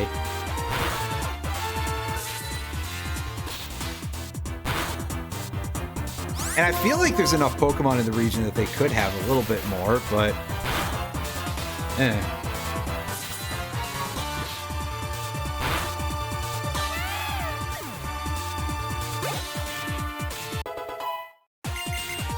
Nice. That's an inch rubbish. I think we can take that.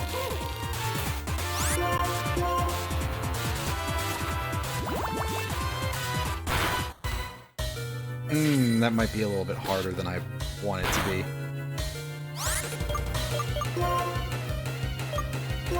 Alright, so since it's using Sludge Bomb, let's try putting Clink in here to do some work.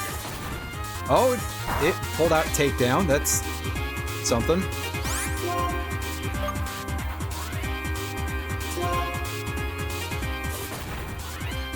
If it wants to keep wasting my time with that shit, then go for it.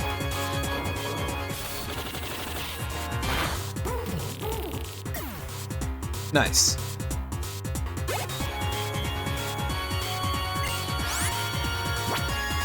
Send another Trubbish. Yeah, I think we can keep going with Pinchbeck here as our thing to deal with the garbage bags. Going through the old garbage grinder. Oh, damn it.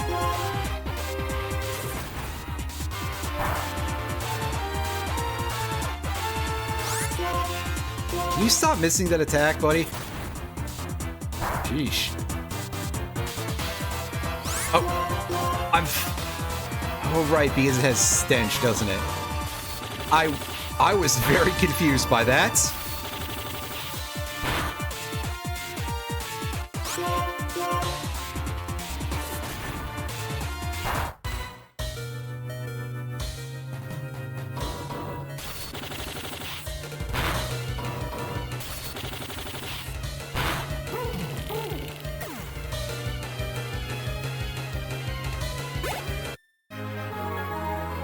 Aw, no level up for us. Dang.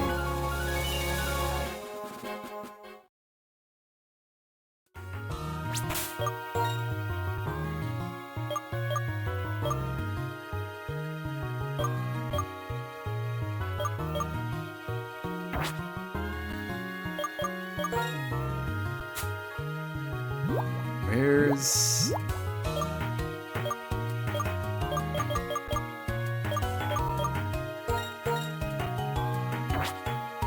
You know what? I'll just use a Moo Moo Milk. I was like, I've got a fuck ton of Hyper Potions, but they're 200 each. I'll keep saving those. Anything past this dude? Yes, there is. It's a PP up. Anyway. Fall in the hole.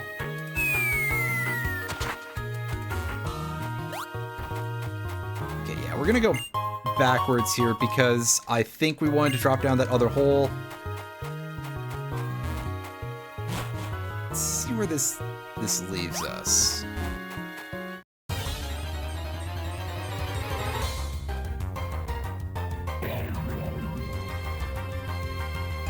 Alright, a cough egregious.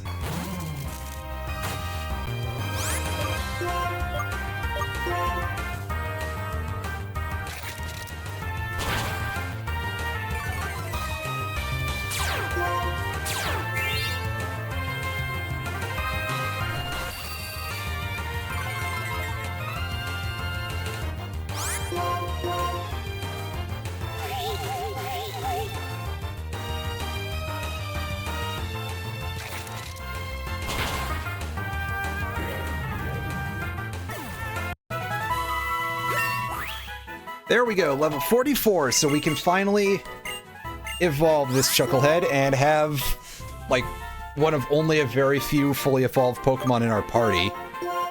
Sheesh.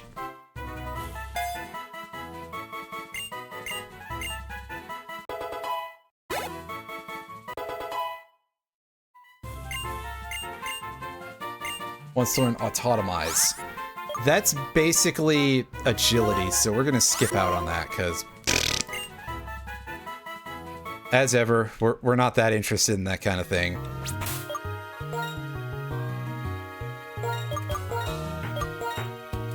Take that. Switch. And give the lucky egg.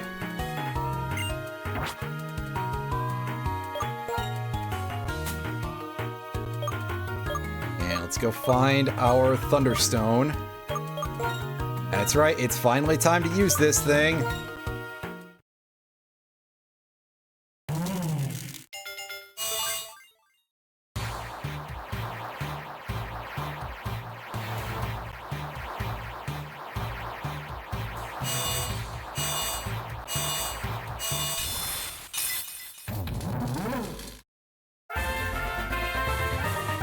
Electros, yeah! Now, we've got another pretty good Pokemon in our team, yay! Because I'm wondering if I can teach it any other moves. Fire Blast, maybe? I know I can learn Flamethrower, but not Fire Blast, apparently. Anybody for Scald? Probably not. Oh, yeah, okay. I know who's getting this. Hell yeah.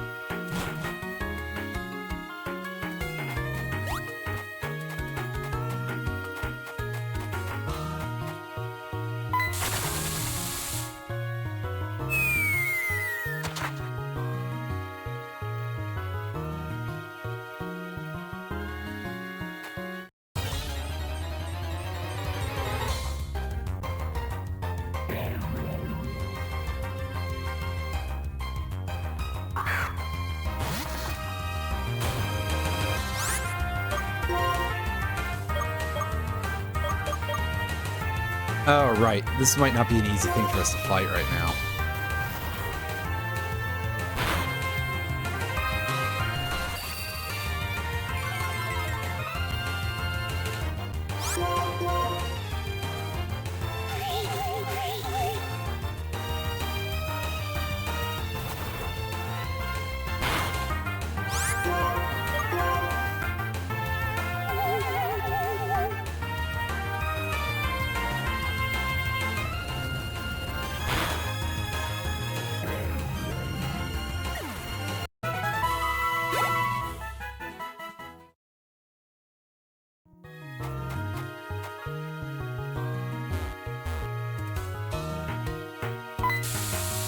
I think this is...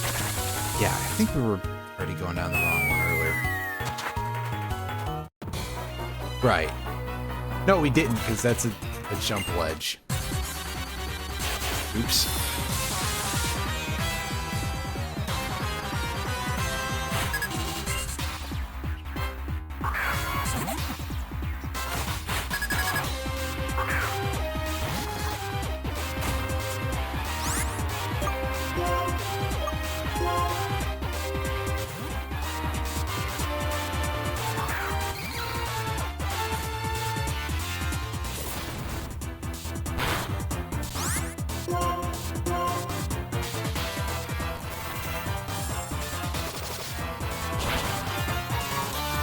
Ouch.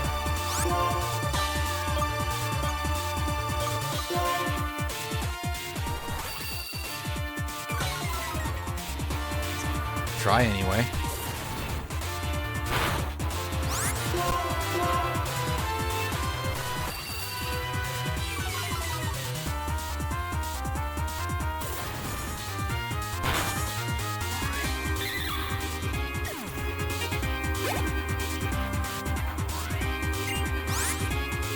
Watchog.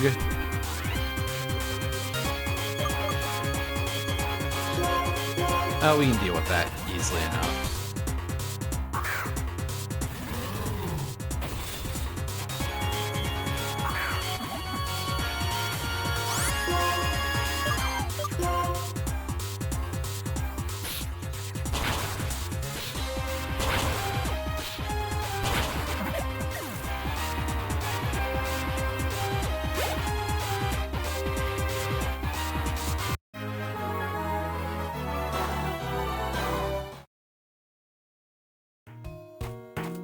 Alright, now if we could not screw this up.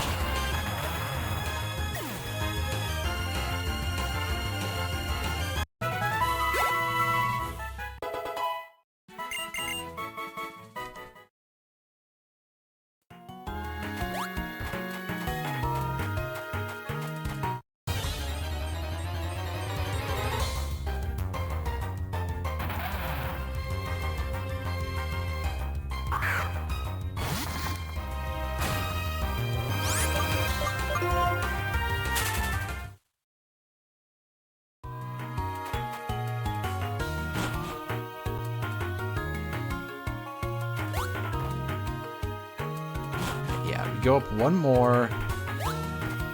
And then we go this way.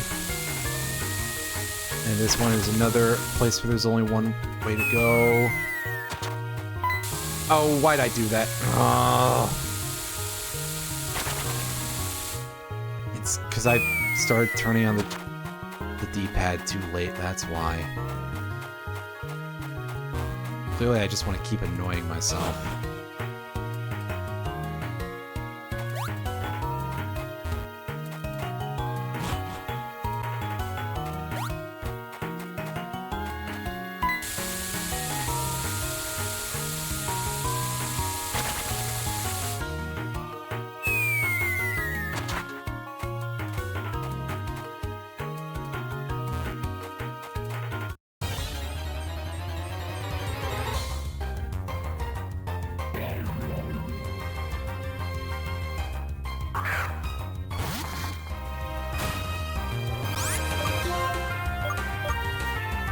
Let's just spam Nightshade at this thing a couple times. Because mostly these wild coffins are just gonna use stat splits on us, and I think that's it. So they're especially free.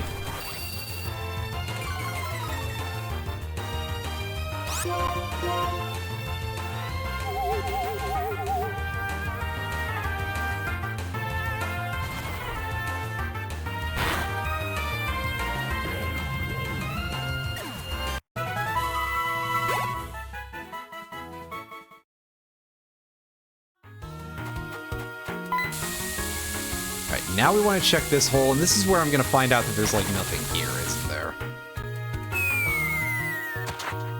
Yep, there's literally nothing here. That was a total waste of my time.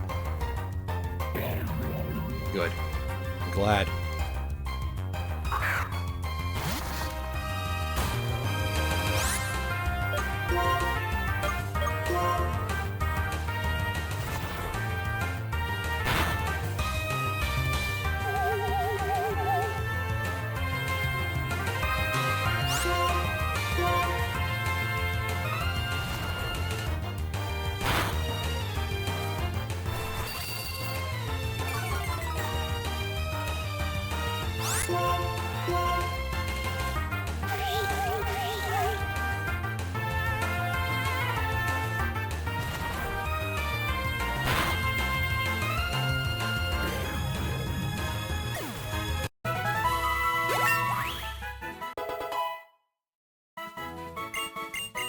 Level 40. Nice. Wants to learn Curse. I don't think we're going to be putting that to much use. I'm sorry.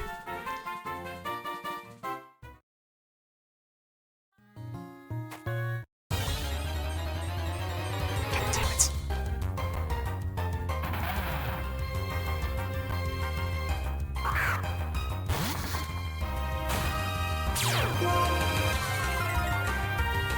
Yes, I know. This thing can actually hurt me. I want to switch, or at least run, or something like that.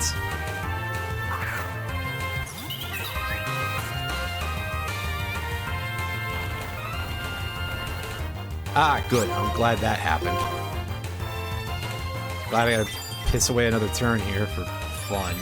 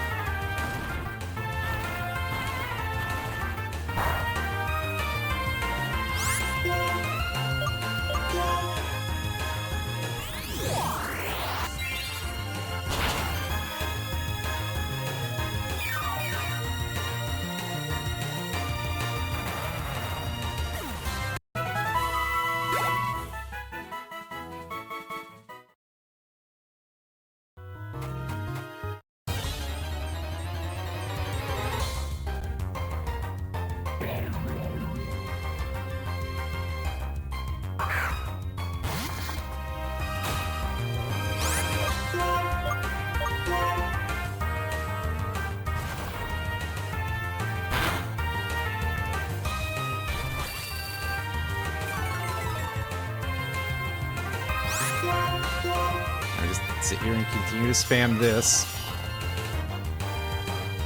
Oh, it's got curse too. Well, you know what? That makes things faster at least. Want some credit for that. Seems pretty nice.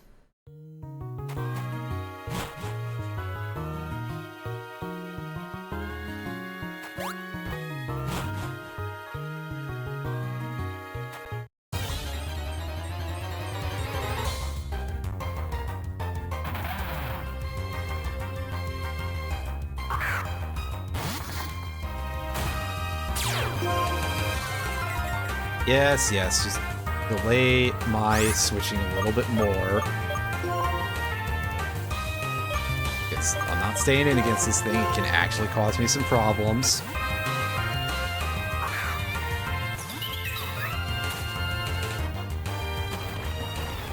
Yeah, especially if it digs. So, there goes my no damage on this fight.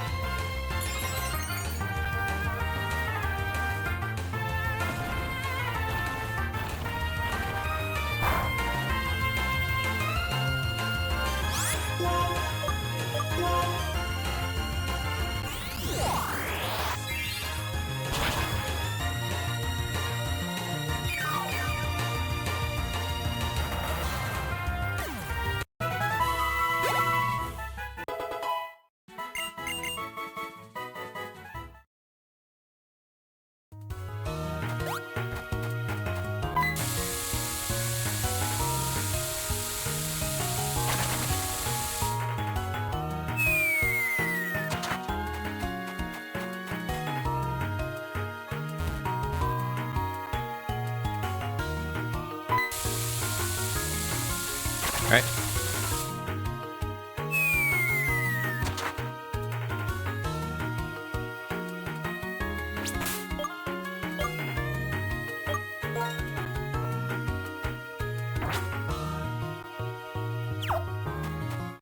Let's go.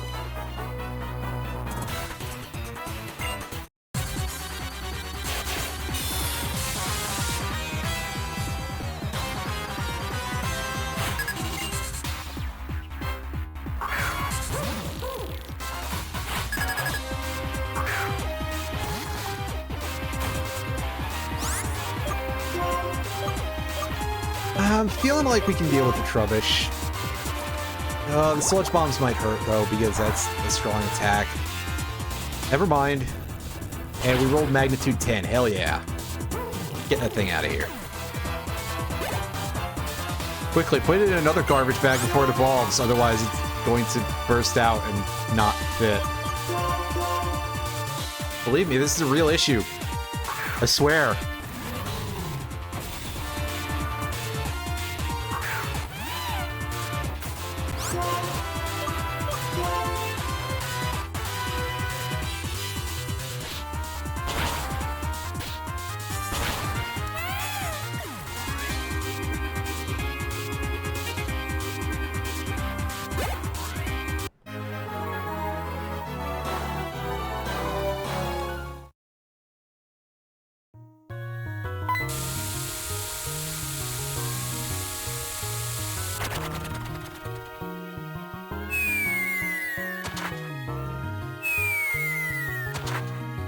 Oh, hey, there's Sharon. Can you, like, heal me before we fight a boss? If we're gonna fight a boss, or is it just gonna be Getsus giving a speech?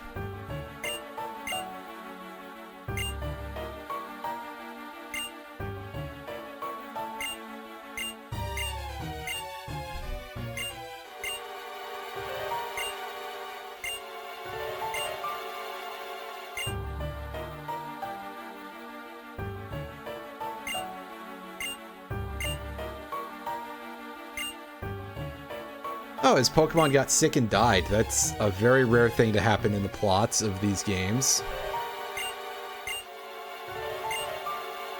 I mean, I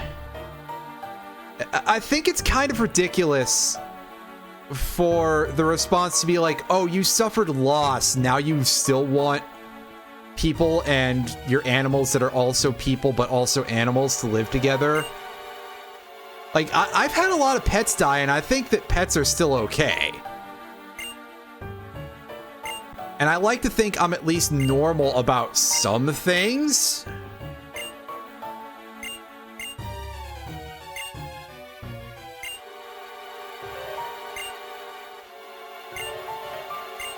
And it's just like, again, a lot of Team Plasma's reasoning is total nonsense. But of course, that's kind of not the point, really, so... yeah.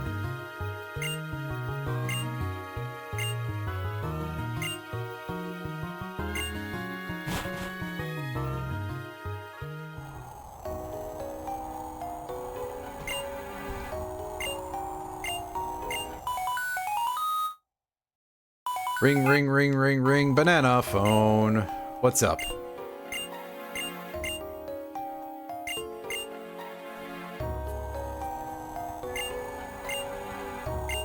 Yep, it sounds like some bad news. And Alder's going off on his flying Pokemon. And yeah, this time I remembered, buddy. Don't worry. It's a good thing we can get to a Pokemon Center between now and then. Get over there. Here we go.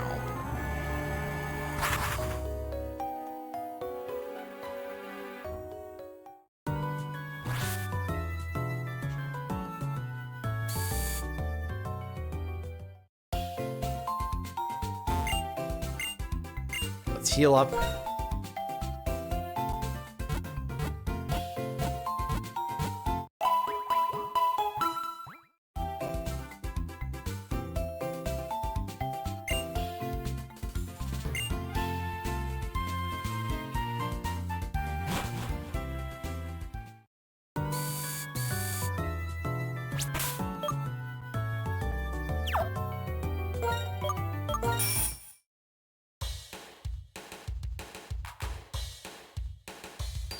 I thought it was the other way, that's all.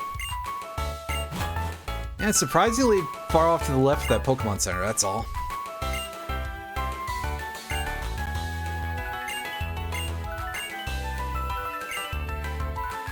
What's the deal? Oop, sorry.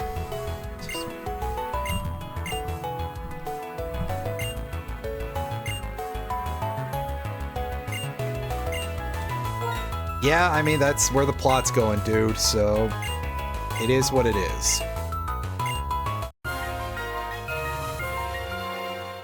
Hey, it gets a unique jingle for the Lightstone.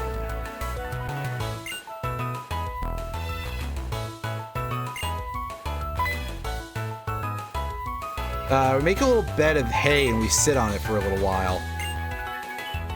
I don't know. Or we could go to this other city.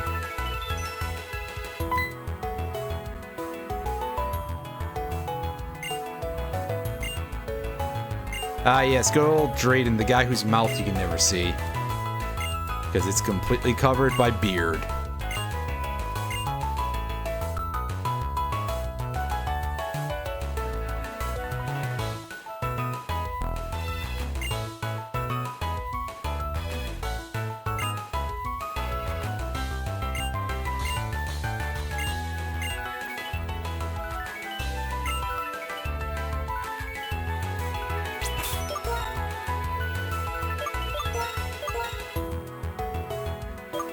So now we fly on back to Icera City and we go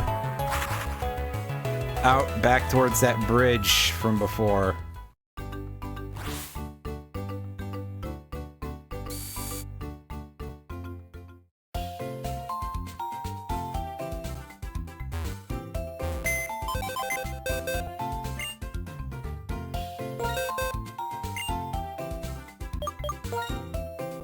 Okay, so, actually, nah, I'm not prepared to swap out Olmec just yet.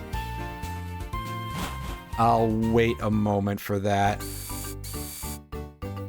At least until Megaduce can actually fly.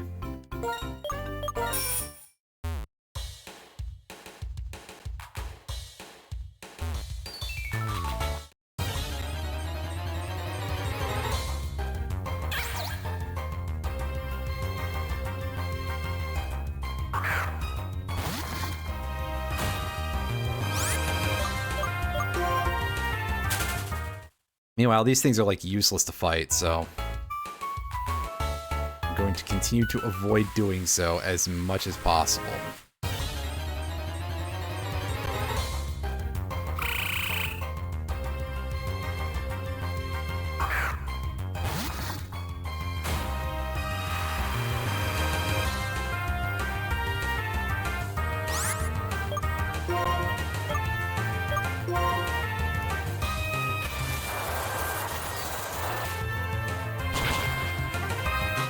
Fuck you with that thing. Yeah.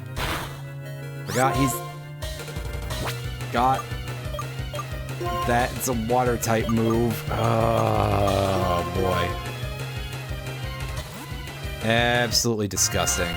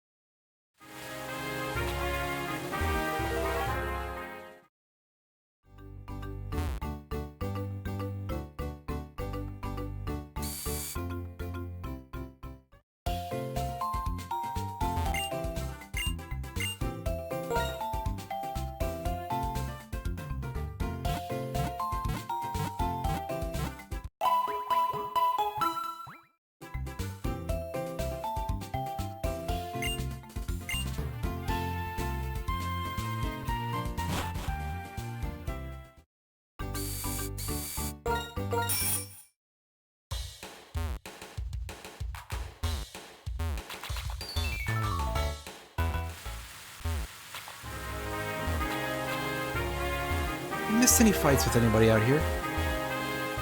I don't think I have, because that's just where the Sludge Bomb TM was.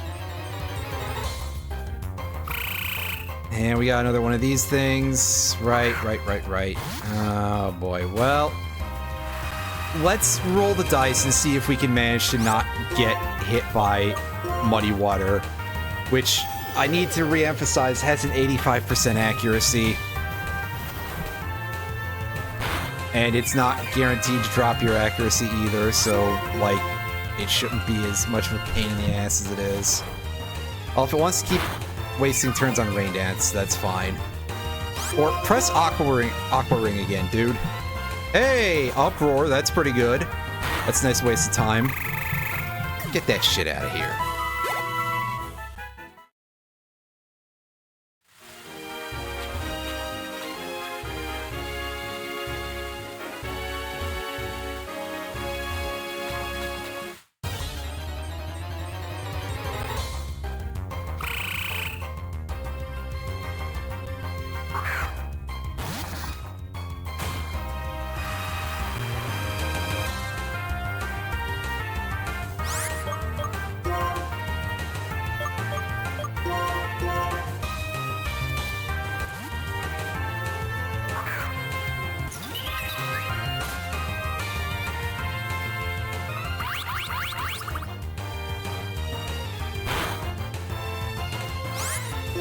Oh, I could have stayed in, actually. Since, yeah, Uproar is a 2 to 3 turn. Yeah.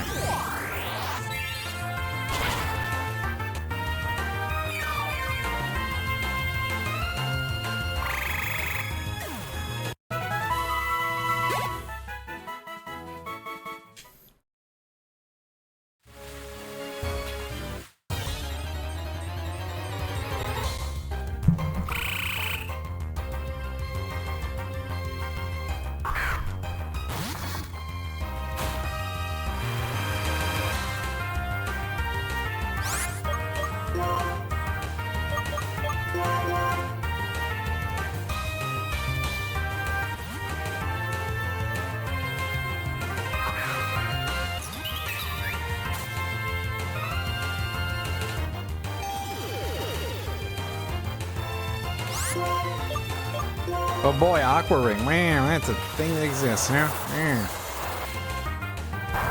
shit out of here.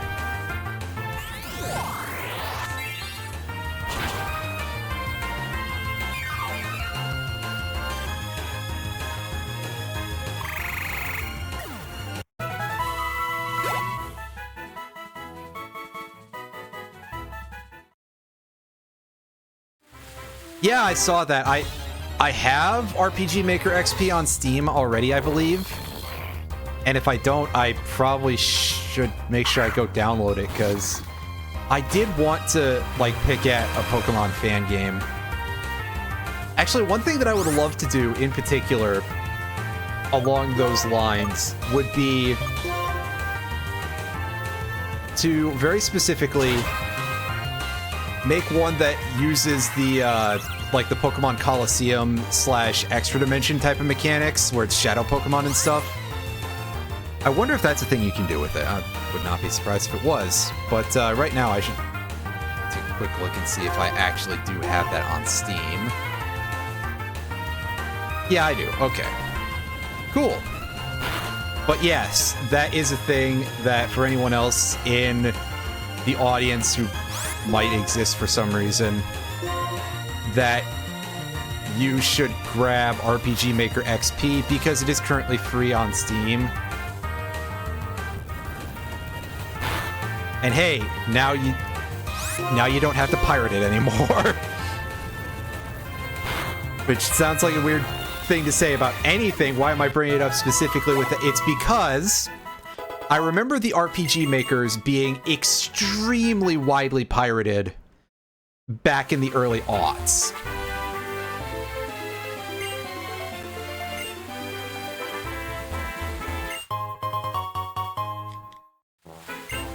And yes, obviously I did it too, with even as far back as RPG Maker 2000. I don't know if I downloaded RPG Maker 95, I think was the one before it, but I did use that and I goofed off with it a little bit. I never made anything real, but it was quite interesting to mess around with stuff like that.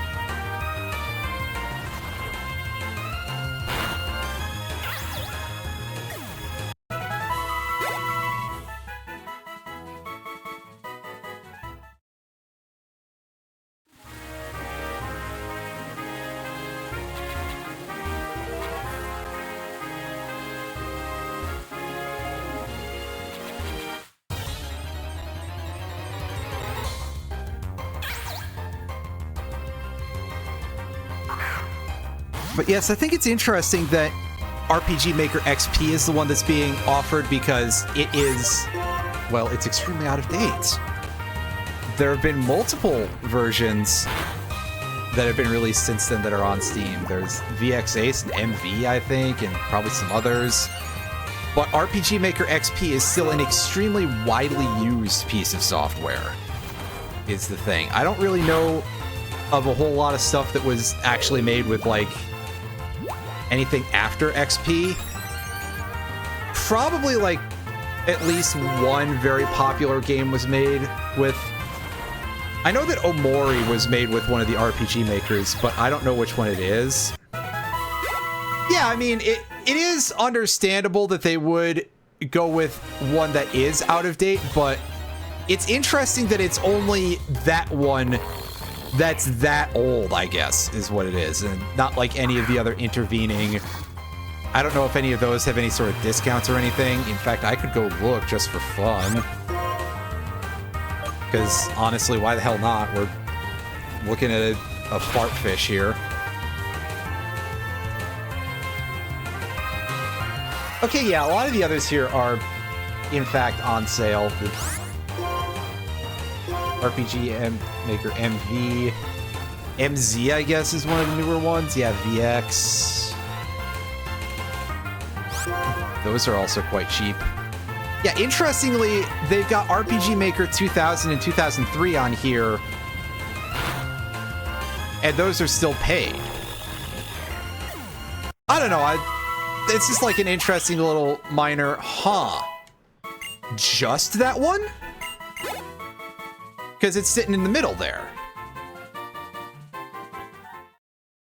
I just had to actually get all my words together and reconfirm that 2000 and 03 were on here as sold objects.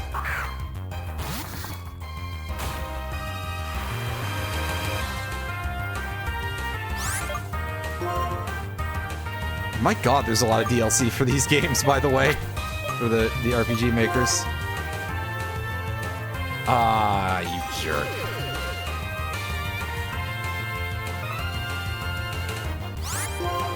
I mean, to be fair, they've got to have a way of distributing, you know, licensable assets. But when you see it as DLC, I don't know, that produces a different mental effect, right?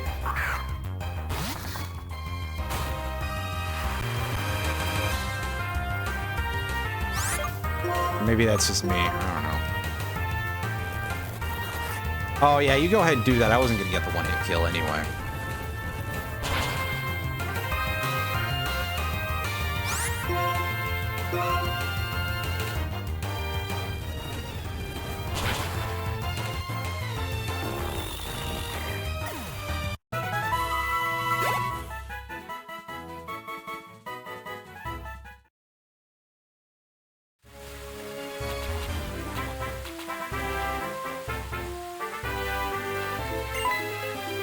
Oh, hi, Bianca.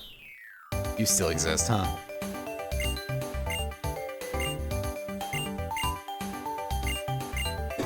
I was gonna say, if this is a pretext for a battle, right? Otherwise, that would be really weird. Hey, I just stopped to tell you, I'm thinking about things I might do in my life, and I'd be like, huh? This doesn't have much bearing with anything. A big goofy dog.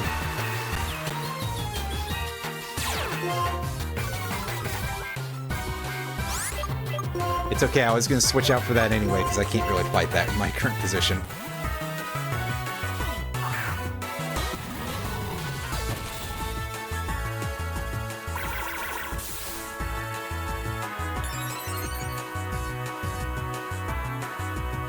Big mustache pooch here.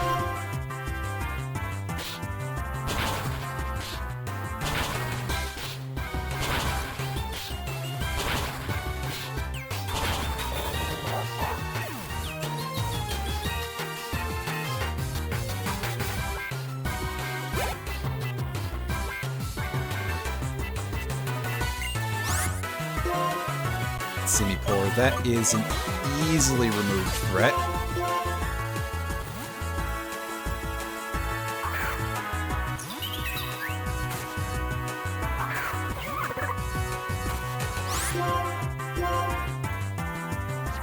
I did not need to do that. It's okay.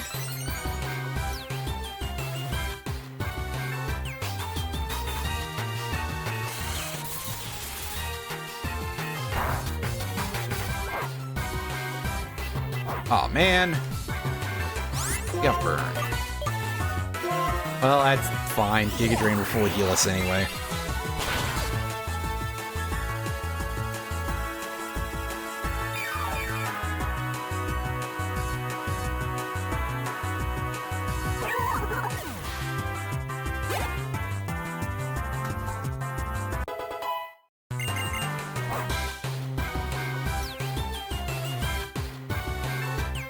Superior. Alright. Yeah, Superior is easily taken care of through the usual method.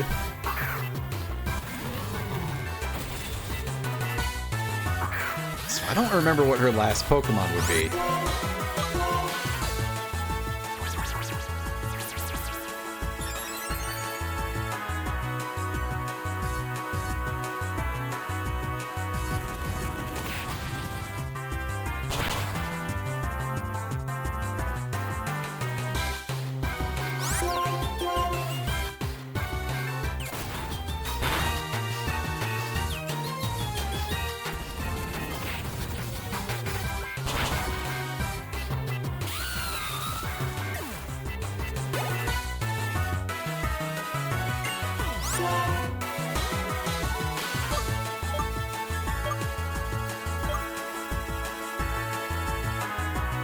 I'm actually lacking for moves that are super effective against Musharna here.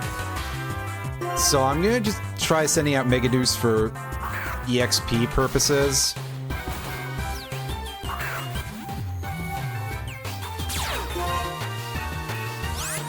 I mean, yeah, Magnitude could cause some problems if it rolls high. 8 is meh.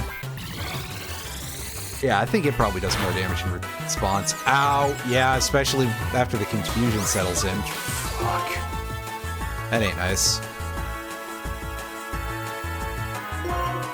Bismarck is probably our best option for just taking this thing down. Well, we got Crunch on it, so...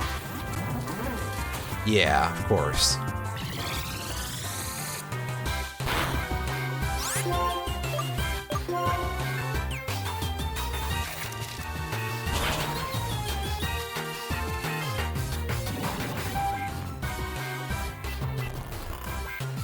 Oh, that's irritating. Well, she's gonna waste a turn using the full restore.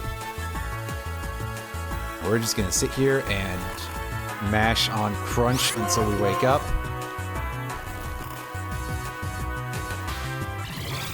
Because I'm expecting this thing's strongest attack is still Psybeam. And we got confused. Great. Cool. Fuck.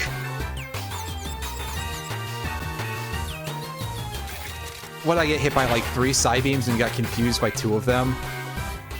Ugh. This thing is being really irritating. Mostly from just RNG. Hey, don't hit yourself. You dumb motherfucker. And we got hit by Hypnosis. Great. I am getting just terrible luck here. Well, Olmec should probably be able to tank Psybeam at least.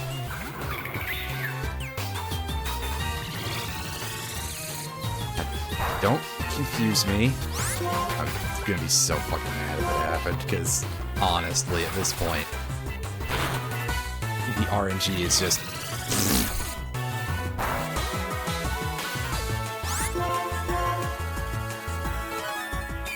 oh, she's got another full restore. Great, great. Yeah, that's always funny.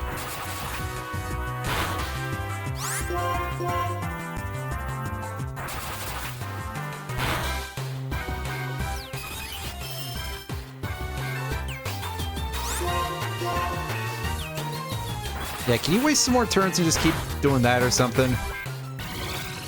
Or, like, miss some hypnosises or something?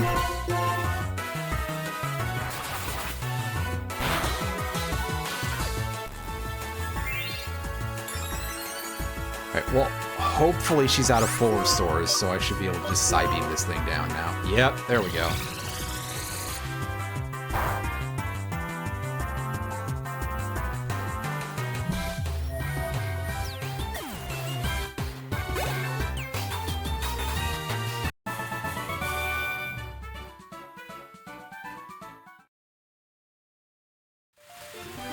That RNG sucks. Can you please heal me?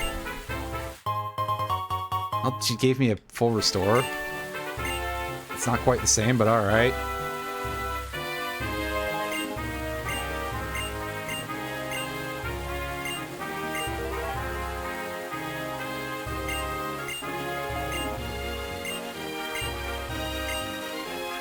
You really don't know how to end a conversation, do you?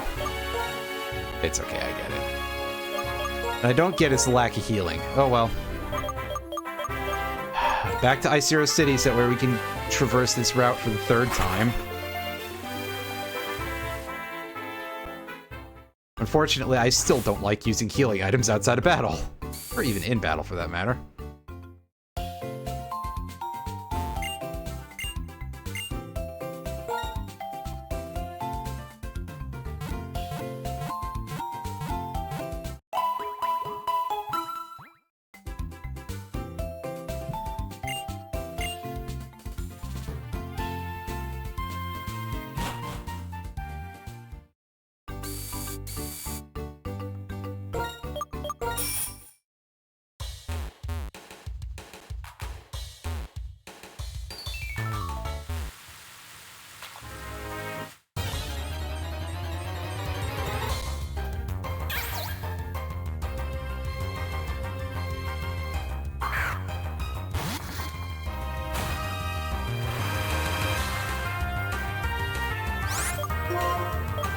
Fine, I'll fight these things just because they're easy. Of course, they also spam protect.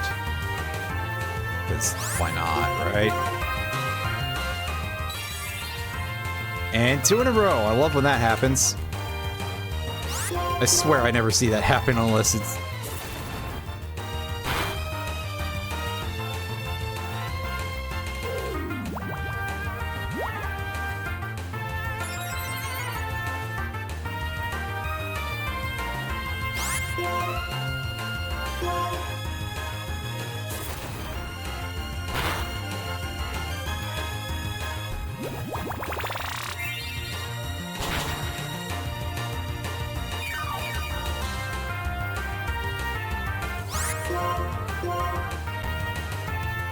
This thing just doesn't want to die.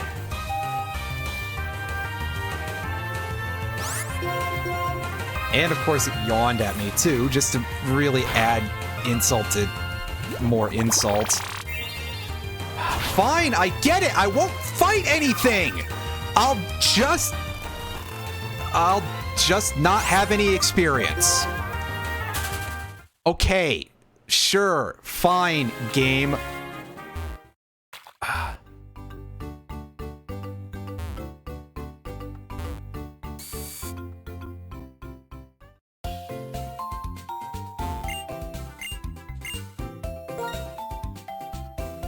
If I knew where the move relearner was, I could probably get something for Golett, but...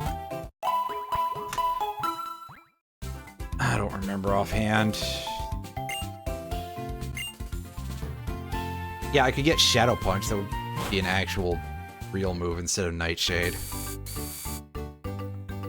Just... oh, boy. Very, very irritating.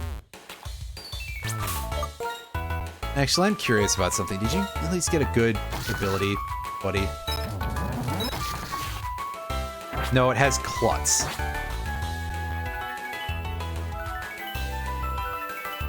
For fuck's sakes. It could have Iron Fist, and instead it's got fucking Klutz. Well, that's a tragedy.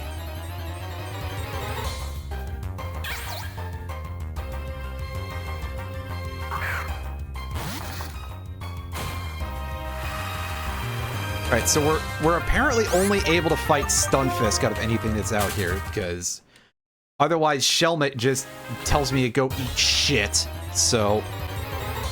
the move relearner is in Mistralton. I can just fly there. I should have some heart scales.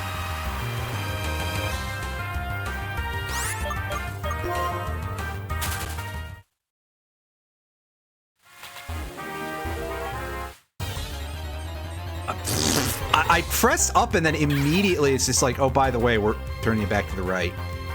Which I did press right immediately afterwards, but I thought I had up held for long enough that I would at least move up. I really do not have a good handle on that.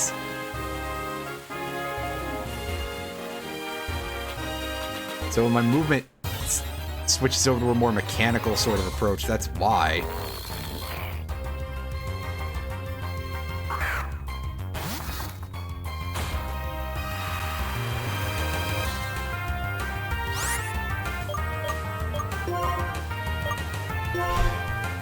Well, at least this thing is worth EXP, so there's that. Let's go for it. Unfortunately, use Camouflage, which is going to waste more of our time, but... you know, why not at this point, right?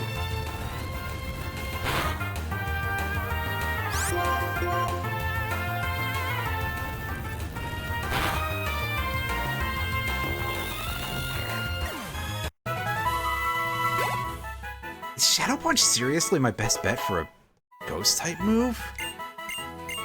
Really? Yeesh. Anyway, Mirror Shot for you. No, screw that. Actually, that made me Oops. That made me realize I have a Flash Cannon TM, don't I? I could probably teach someone that.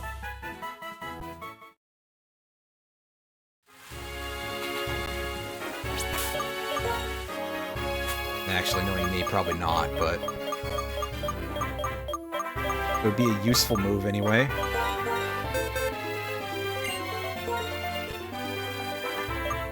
Oh, I actually can teach that over here. Right, Bismarck, why don't we dump Thunder Wave?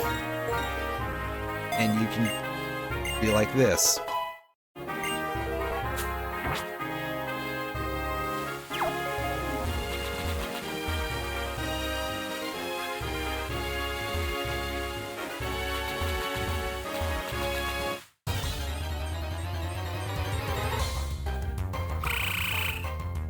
Yeah, there is that too. Flame Charge is a TM. I forget if I have that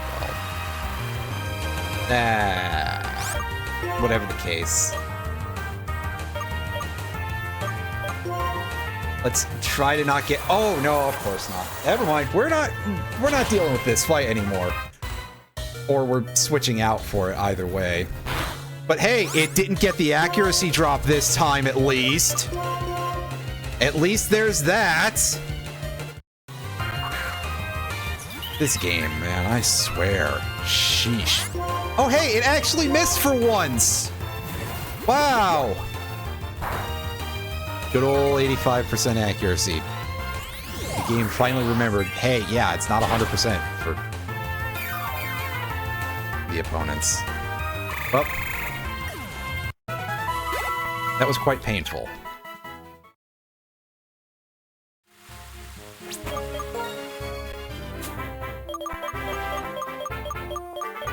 Look if anything can use Frost Breath, but I probably can't. Yeah, I don't have Flame Charge, strangely enough.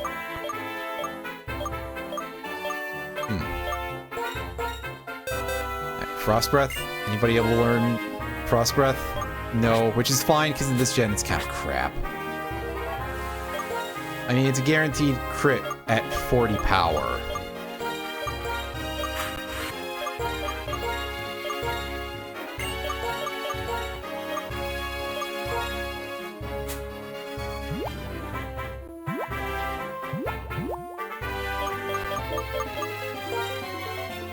We'll put Pinch back up at the front, and we'll give it the Lucky Egg, and let Megaduce carry the EXP share, because apparently it needs it that badly. Sheesh.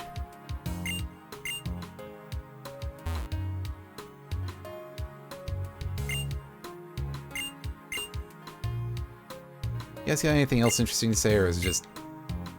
Hey, railroads exist. Which, I mean, yeah, railroads are great. I wish the ones that we had in this country were significantly faster moving.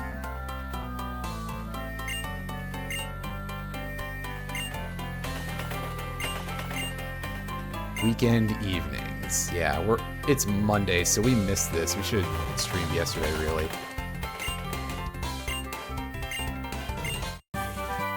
Oh, hey, there's the Flame Charge TM, actually. Funny.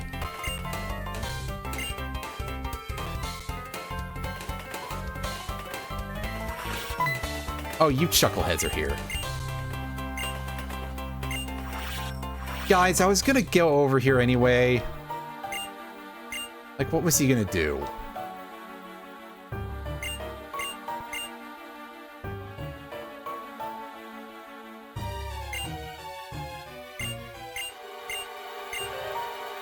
Yes, yes, we know you want to make people not have Pokemans because of whatever reasons.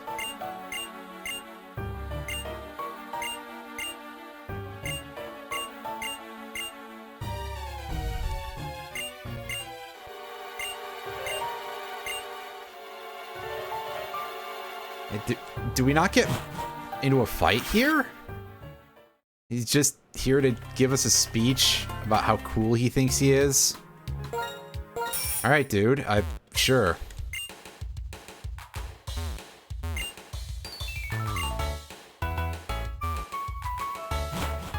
Oh yeah, there is another route on the other side of the tube bridge here.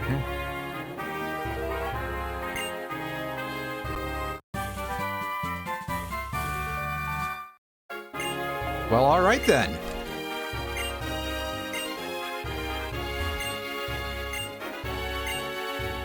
Just a free fling TM for some reason.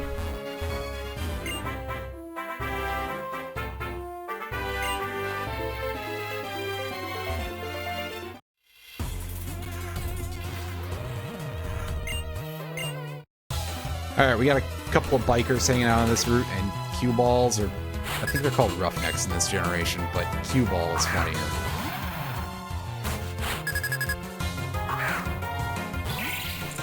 Oh, excuse me. Ooh, this might not be a... This fight, we don't have an advantage, actually. So we're gonna swap out for... Oh, we don't have great Pokemon to deal with this period, actually. But Pochita at least has Scald. Oh, wow, okay. That was an unexpected move. I was expecting him to dig.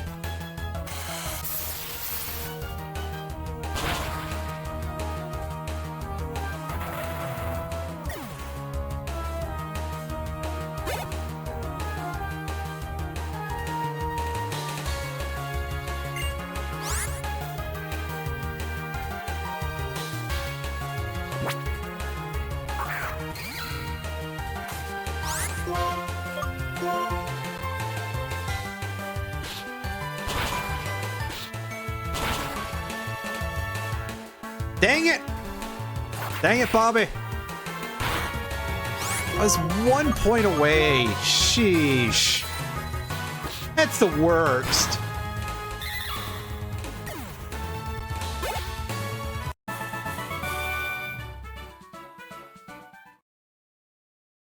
At least upgrade that to a Scrafty, then I won't feel so bad. Let's fight this cue ball. Again, they're not called cue balls in this game, but I think the name is funny. And this guy's also got a Croc Rock to start the show with. Probably be switching to Lil actually to deal with these guys, but I didn't decide to do that. Oh, you jackass. Fucking swagger. Oh.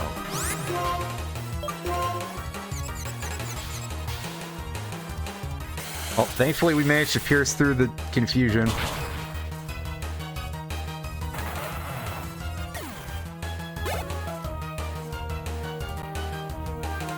By sending a Garbodor.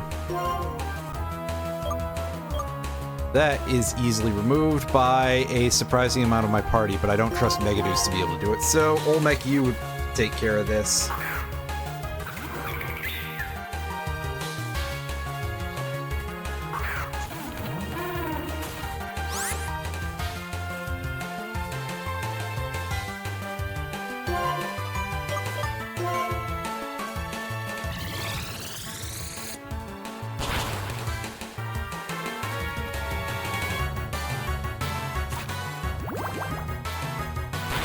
Yeah, see, good cause for me not trust to get the kill here.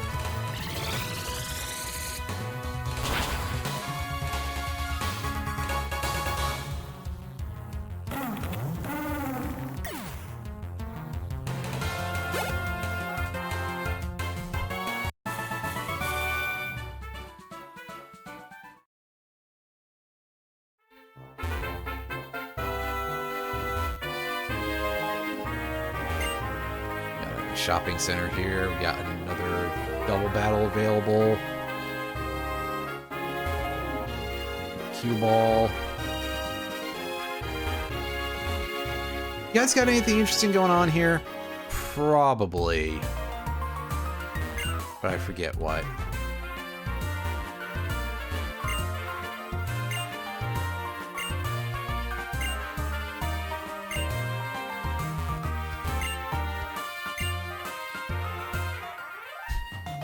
Wow, that's a terrible joke. The kind of thing I would say.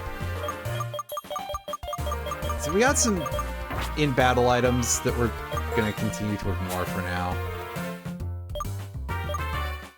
And we're gonna dump these things here. I think there's someone you can give the mushrooms to for more money. And the same with the pearls and stuff.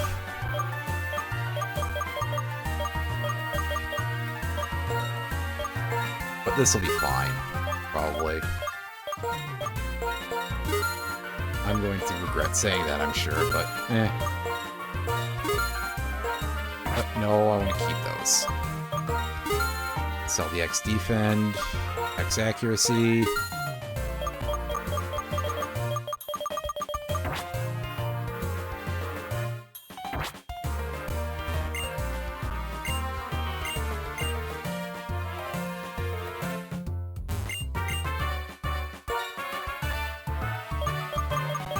And there's our Pokeballs. We can buy Quick Balls here. That's good.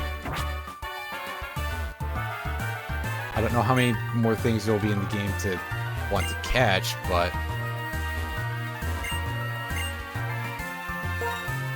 Alright, what do you got for...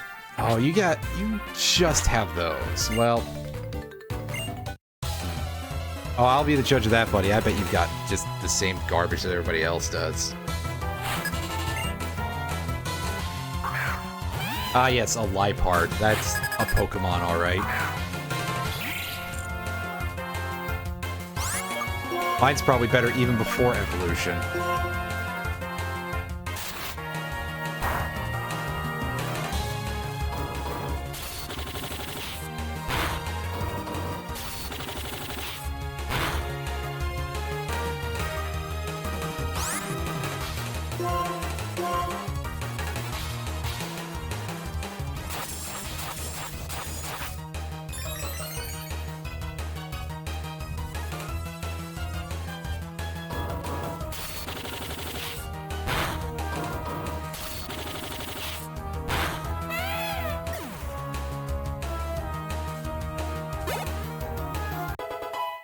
Yay, level 42. I can just feed it a rare candy now.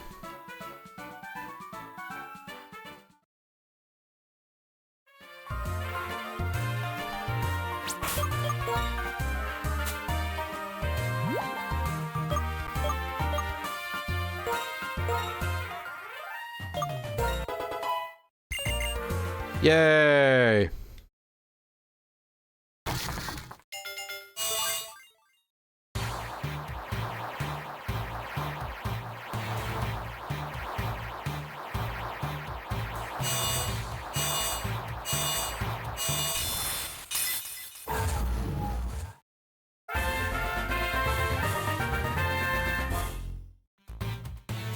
Wants to learn Heavy Slam. Now this is a much better use of weight-based moves, if I recall correctly, because Mega Deuce now actually kind of weighs something.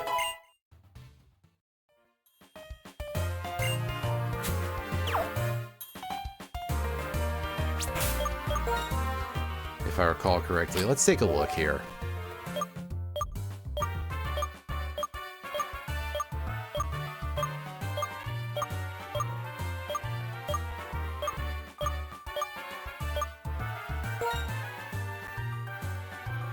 Yeah, twice as much as old Embor does, and then some.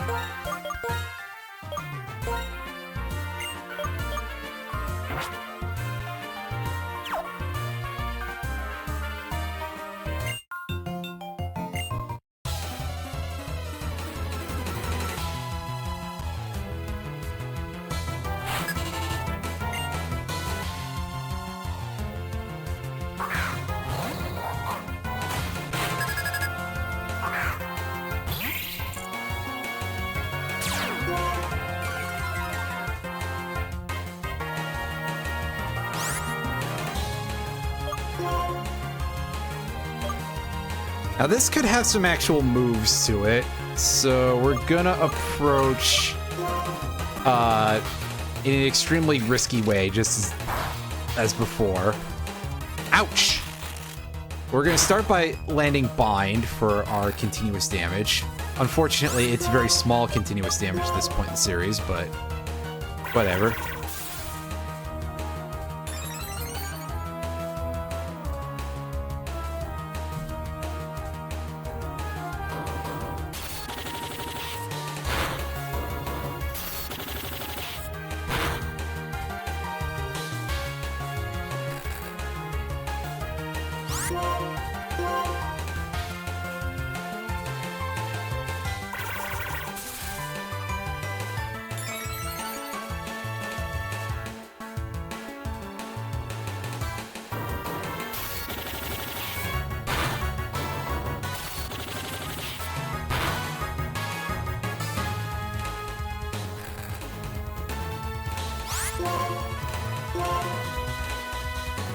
Oh, this might hurt, because it worked up twice. Yeah, we're at 4 HP. But we might be able to just barely get it. Ugh, not quite. Damn it. Well. Fine, I guess Lil, you can take care of this.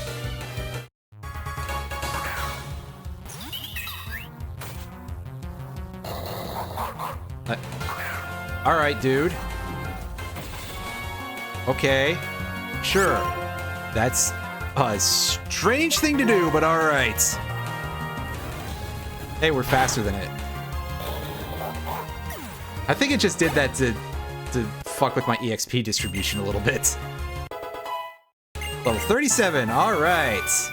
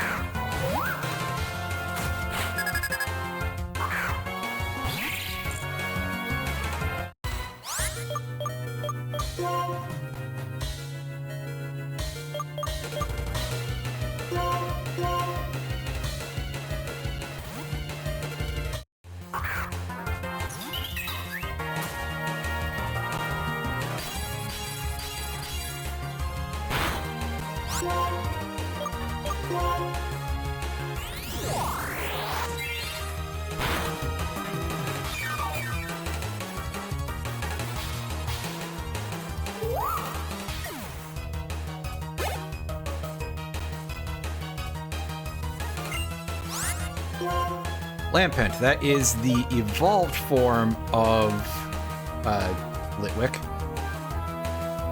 We'll have Pochita deal with that because, yeah, somebody needs to catch a little bit of here.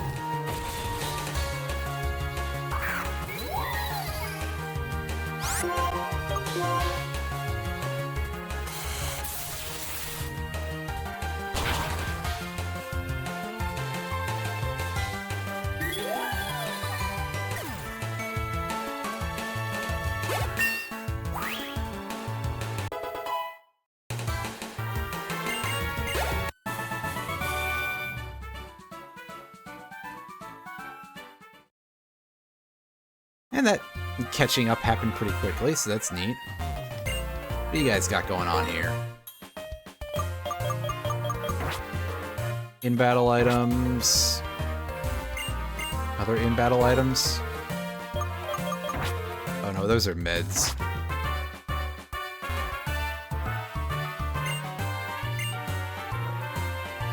Yep.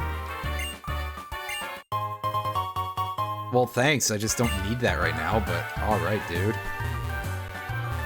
I'll take it anyway.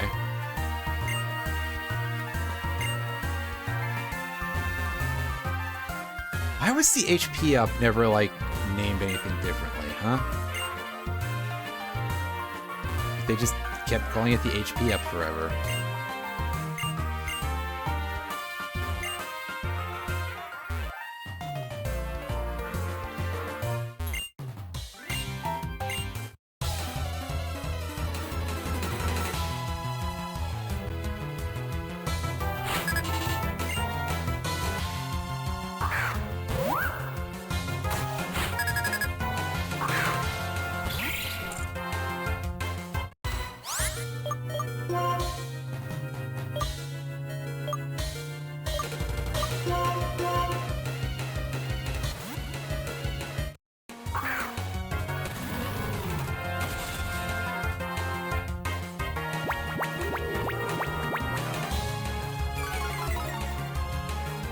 Oh, that's a little irritating. I guess we'll switch to flamethrower strats.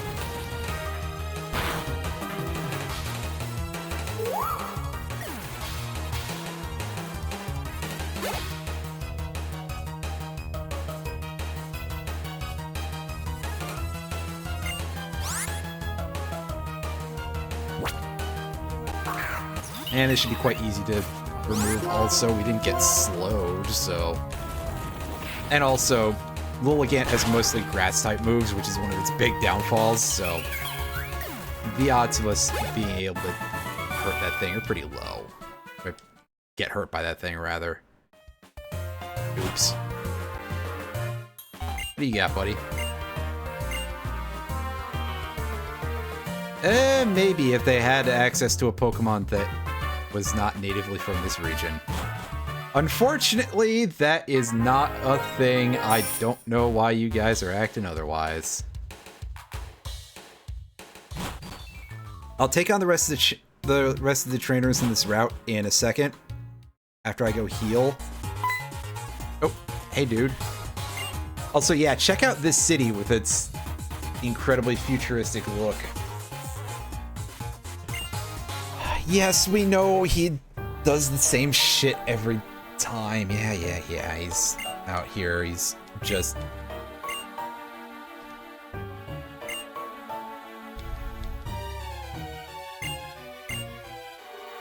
doing his usual... guy who shouldn't be allowed to speak in public shtick, which is totally not a reference to an existing person at all. But, I digress.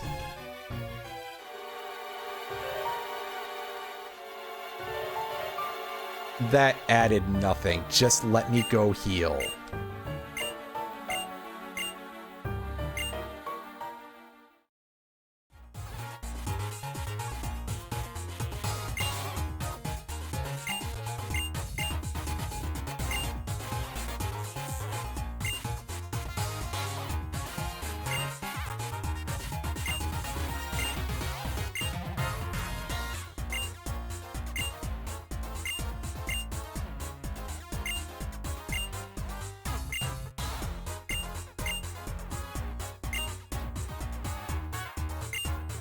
And or what have you. Yeah, that's...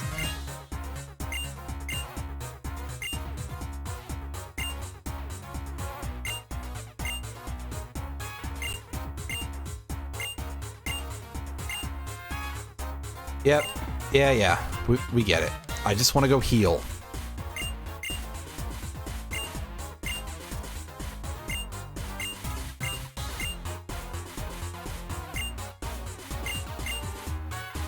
I said, let me go heal. I get it. Yes, let me figure it out on my own. It's a tiny town. It's a Pokemon game. The game doesn't need to play itself, John.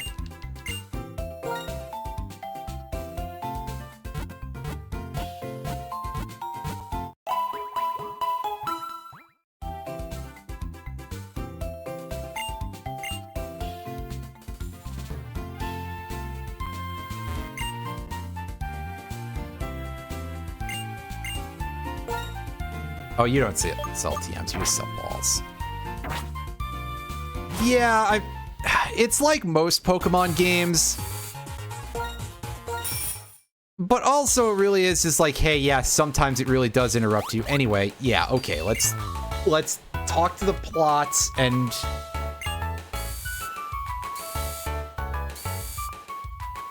then we can go out and fight the other trainers on the route.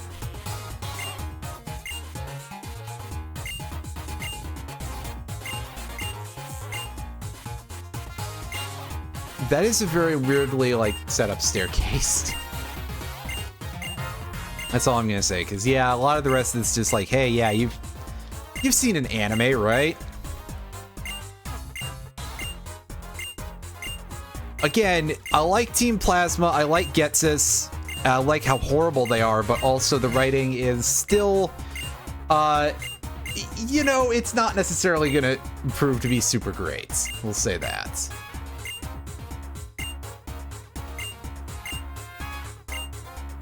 Hey, you guys don't know what to do with the stones? Or something? Alright, well, let's go take a look at Drayden's upstairs here and see if anything's going on here.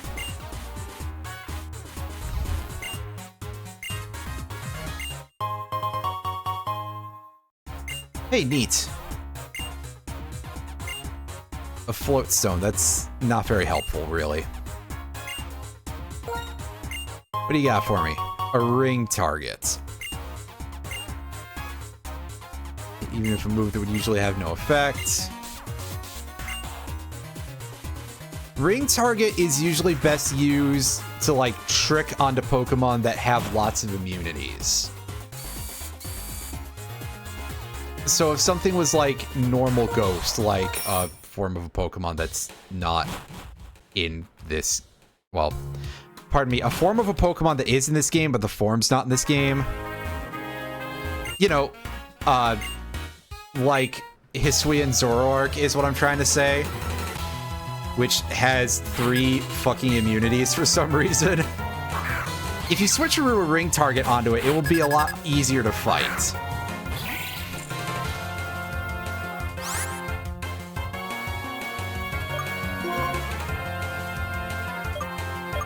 I don't think it's going to be a smart idea to stay switched in against Scraggy, but let's see if we can hurt it decently. Oh, well, I could start by actually getting the buff from Charge Beam. That would be nice.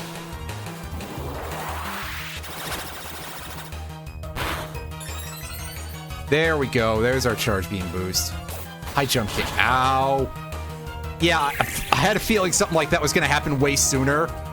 But I took the gamble because it didn't do that immediately. I was like, well, maybe it's a really stupid Scraggy that has a really crappy moveset. It was not. Just in case you couldn't tell.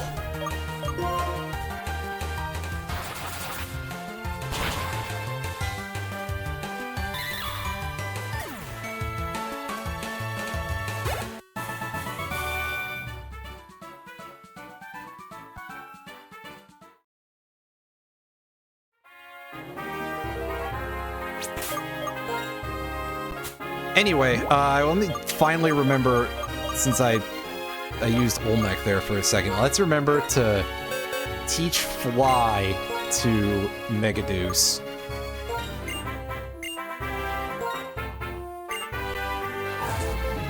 And then I'm going to take a look at my Pokemon options here and see if I've got something a little bit better that I can... Drotagon has shit special attack. Good. That's fun.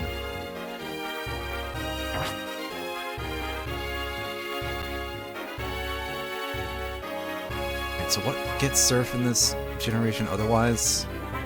Yeah, we've already seen Stoutland is not a good option for that.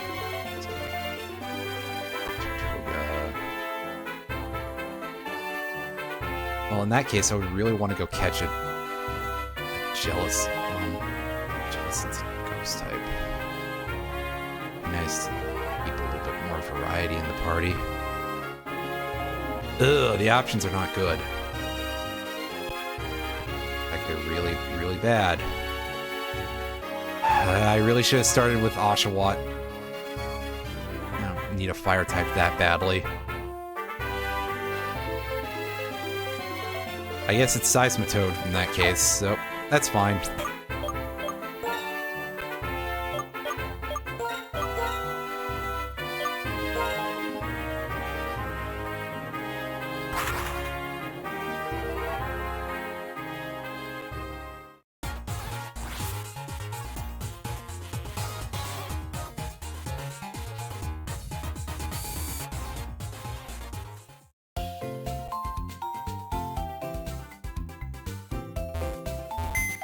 Teach Waterfall to anything that's, like, not our Surf Pokemon.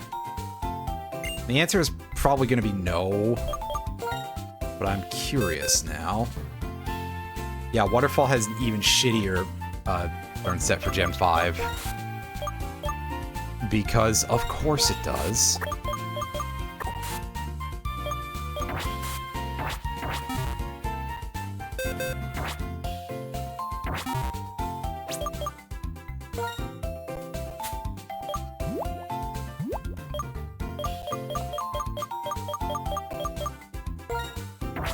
Wait, no, that's right. Our EXP share hasn't been attached to anything for a minute, so there we go.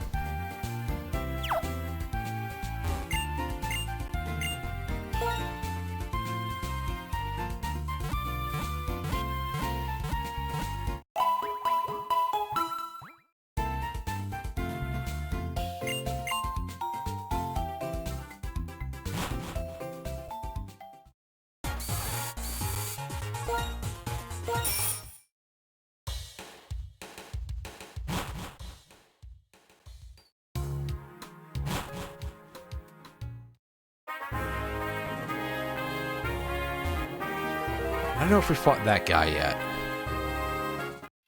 No, we have not.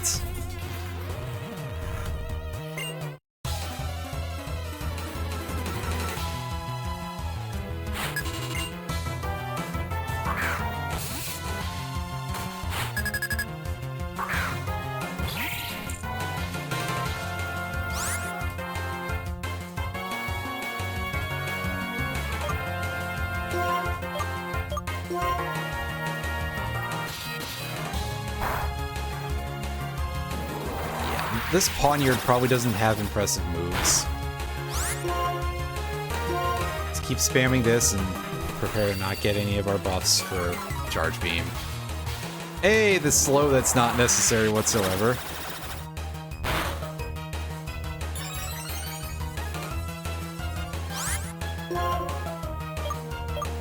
Alright, now Thunder Shock for the improved accuracy.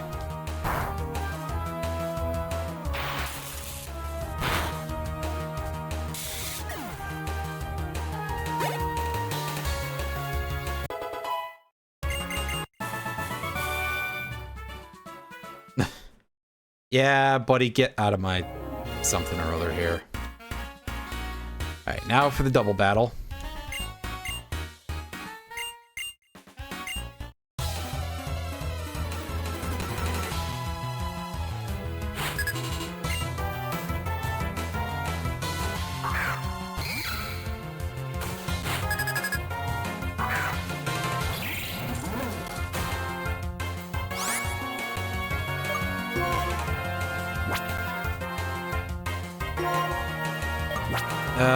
Yeah, I think we should switch out here.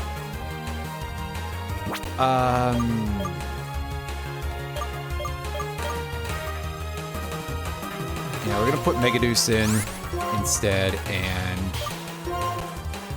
we'll start passing out some T-bolts for damage on the Scraggies.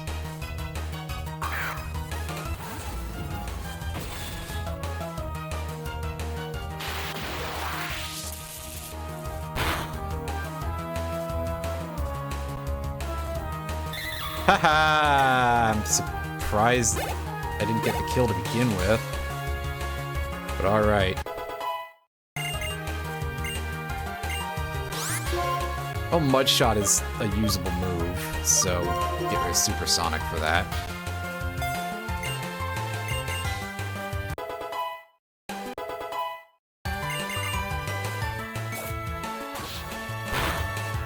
Oh wow, he actually aimed in the right location.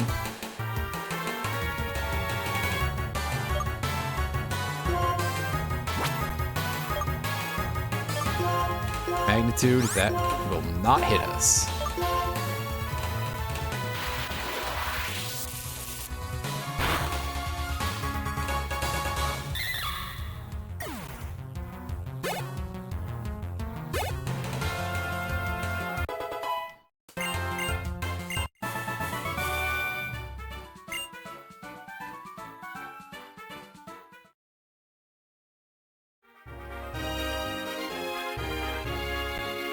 Alright, so that should be all of the trainers that we have. Oh wait, no, there's a couple more. Hang on. I know where we can find some more. Because they reset every day. At Nimbasa City. That's right, I haven't really had a chance to show this off properly. But in the sports arenas, you can go and you can fight the sports people. The various sports players.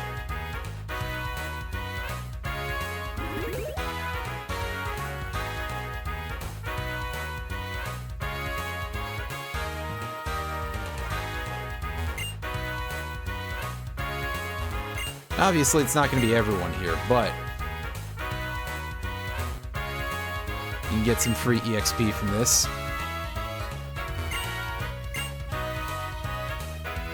And it's the trainer boosted EXP, so this one's pretty big. I think it's literally just the dudes down at the bottom, but I'm double checking. That's a strange object there.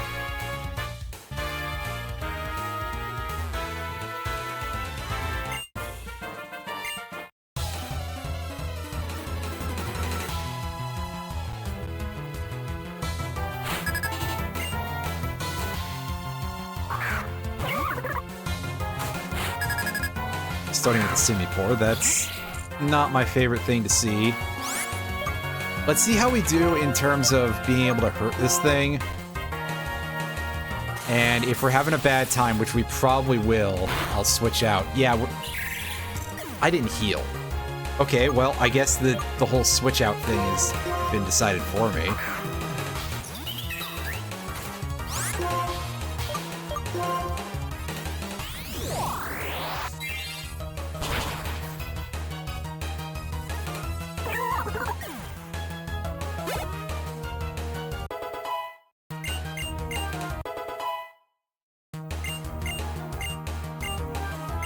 Let's learn Aqua Ring. Fuck that.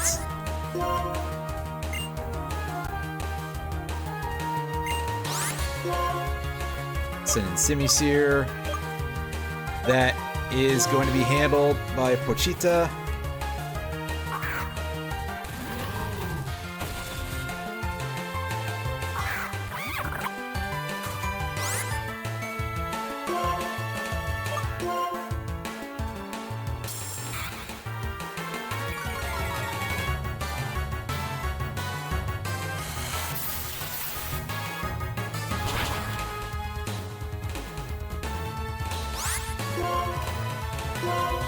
And again with the no insta-kills. Sheesh. Having a rough go with that.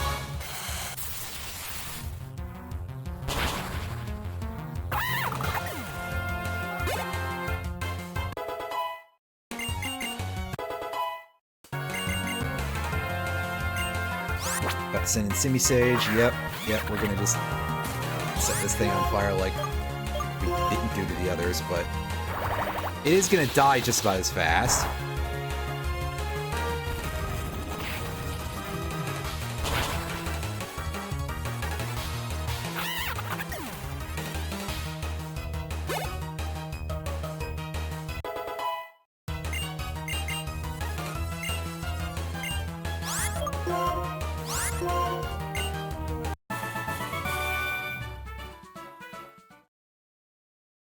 Before we keep doing stuff with that, let's go back and heal. Because, amazingly, I forgot to. Whoops. And also, we just completely died to that Simipour. At least the one Pokemon did.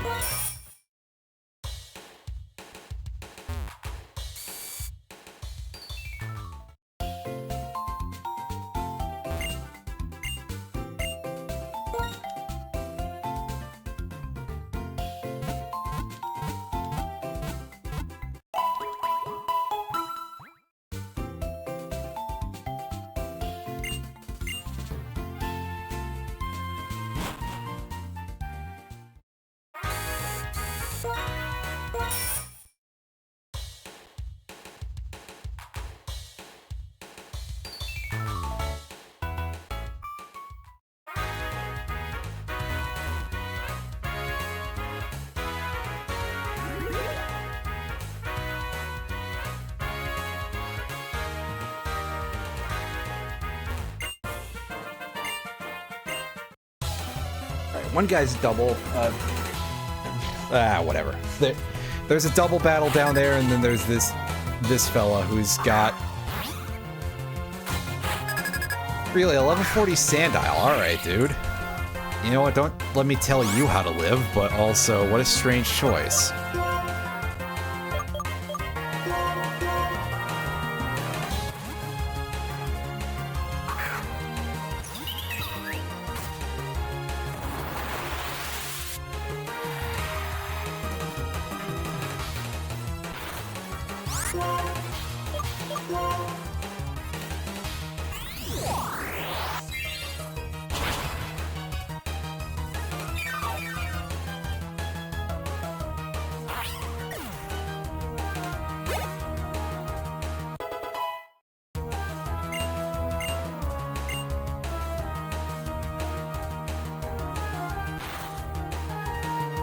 Sending in on a pheasant. Well, that's closer to a real Pokemon, dude, but,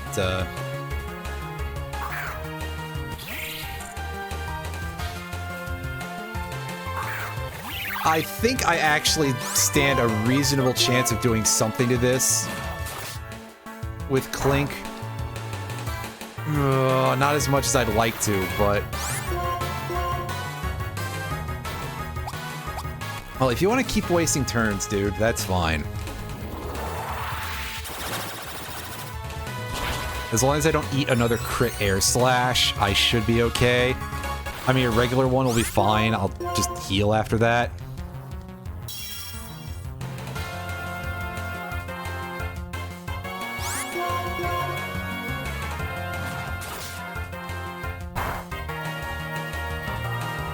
Oh, fuck you, man.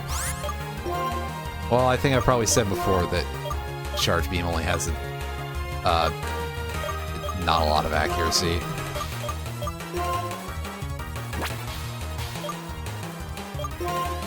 Yeah, you know what? A freshwater should be fine.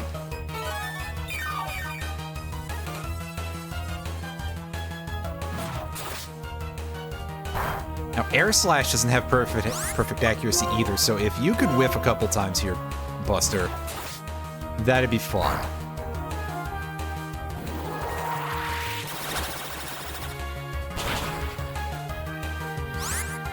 No buff. Well, I'm gonna bank on not getting crit this turn.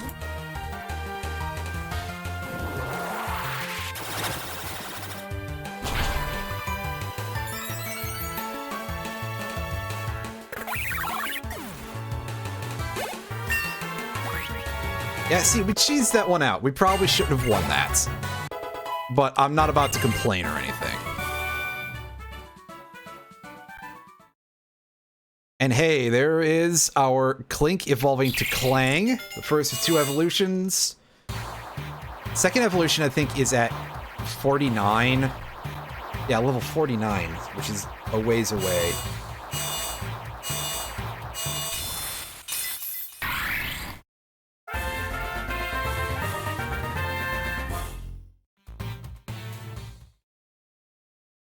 But for now, we've evolved to Clang. Ooh! And Frogfuchs is evolving, so we've got a Palpitoad now. I forget what level Seismitoad happens at, probably like level 50, 12 or something, knowing this game. 36, that's still pretty late.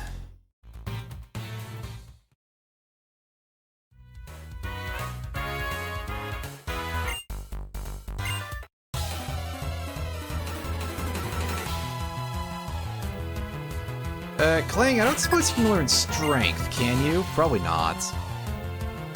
I mean, it definitely is a creature that could perform some feats of Strength. I just don't think it could push rocks around very much. Yeah, no Strength for it. Damn. We don't want to stay in on this. We want to switch out for Pochita. This is actually kind of shitty type combination because there's not a lot of safe switches into fire and water. Outside of like having a dragon, but we don't.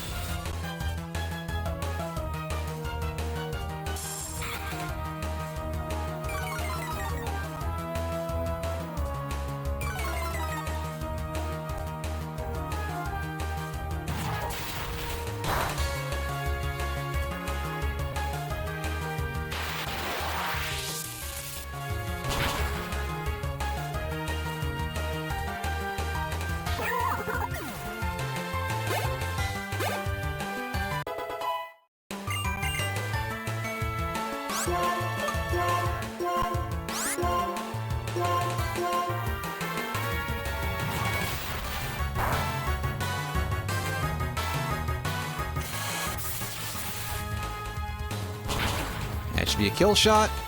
Yeah, it's a shame we couldn't stop it from attacking, but a lot of Pokemon in Gen 5 are pretty slow.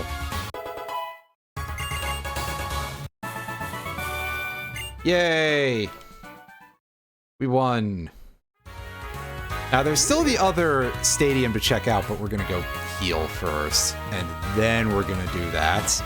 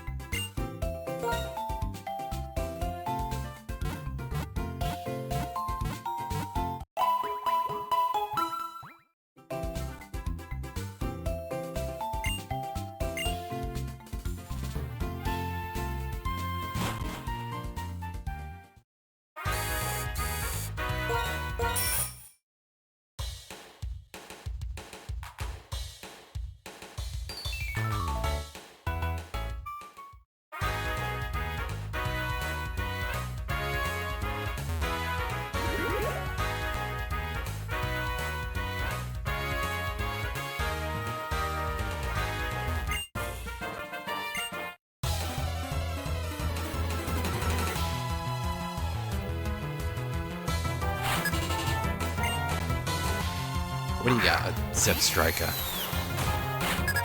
Kind of a mutual disadvantage one here. Because mostly we... Oh, jeez. I don't have good moves to hurt this fucker at all. And it may have Flame Charge. So yeah, we're... Oh, now you're just being rude. Okay. Sure. Zeb Striker, this is why nobody remembers you. It's because you don't have friends.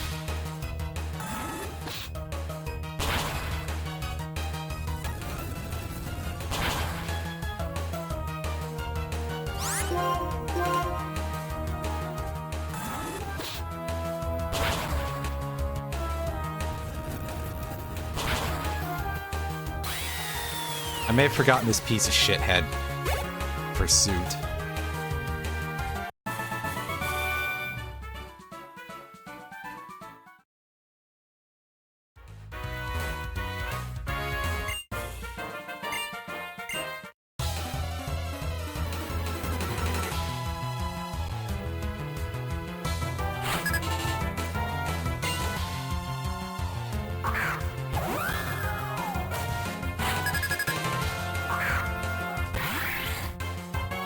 Now, if this was a later generation, then we'd be in a good place to deal with this thing, thanks to Gear Grind, but we're in sort of average shoes here.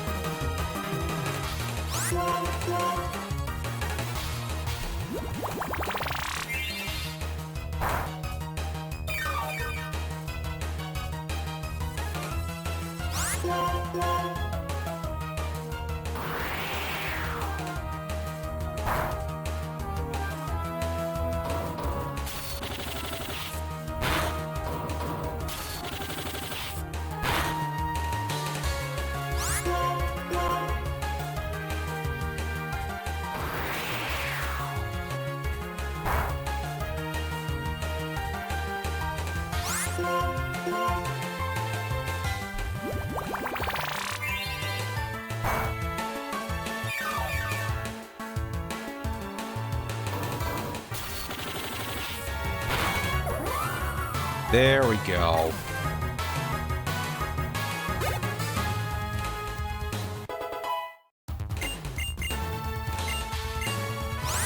Hey, Frogfucius wants to learn Muddy Water. Well, you can get rid of Bubble Beam for that. Just in case we want 2 Surfs, I guess. Send in Lilligant. Yeah, we should probably just torch that thing real quick.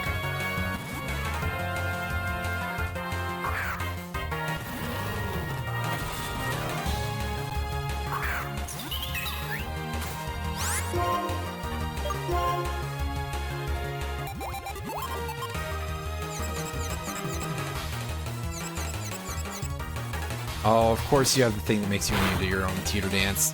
Ugh. Damn it. Yeah, just waste more time while I sit here hurting myself, I guess. Just don't speed this up, that's all.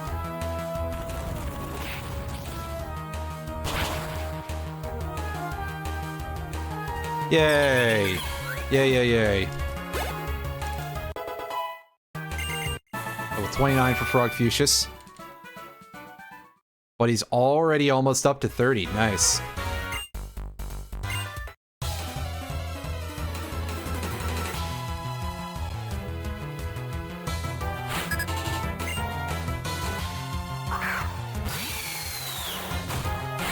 Ah, yes, good. 2 Zebstrikers.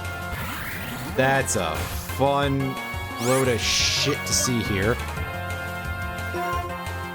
Alright, switch. Please, no double pursuit. That would just be a real jackass move.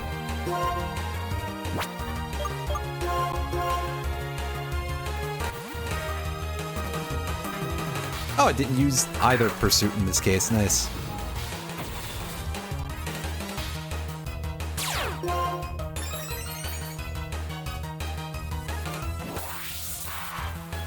Oh, what?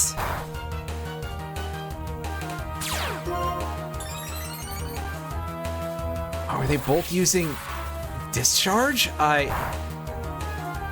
Huh, okay. That's very cool. And not at all annoying. Yeah, all that raises is their speed, right? So if they want to just keep doing that, I don't give a shit. They can do that as much as they want.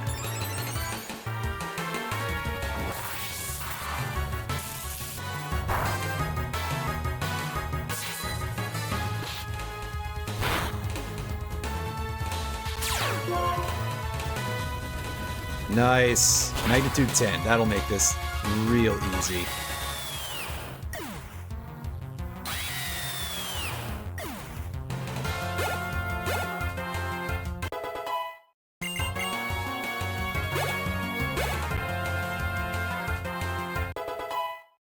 Level 30. Nice. Nice, nice, nice, nice.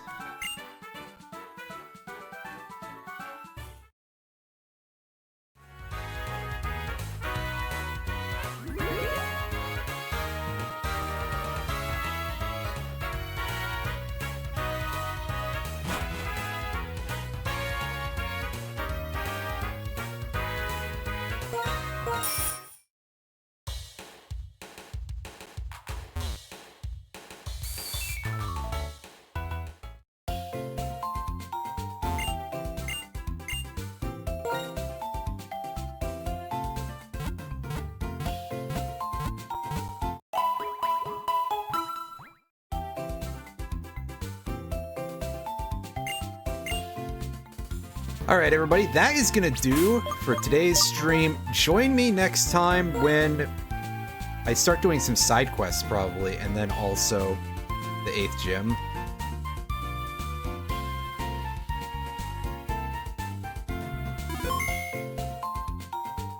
I think that depends on how easily obtainable the Ice Beam TM is. Oh no, I can't get that yet. Fuck. Well, it'll depend on something, alright. But yeah, next time.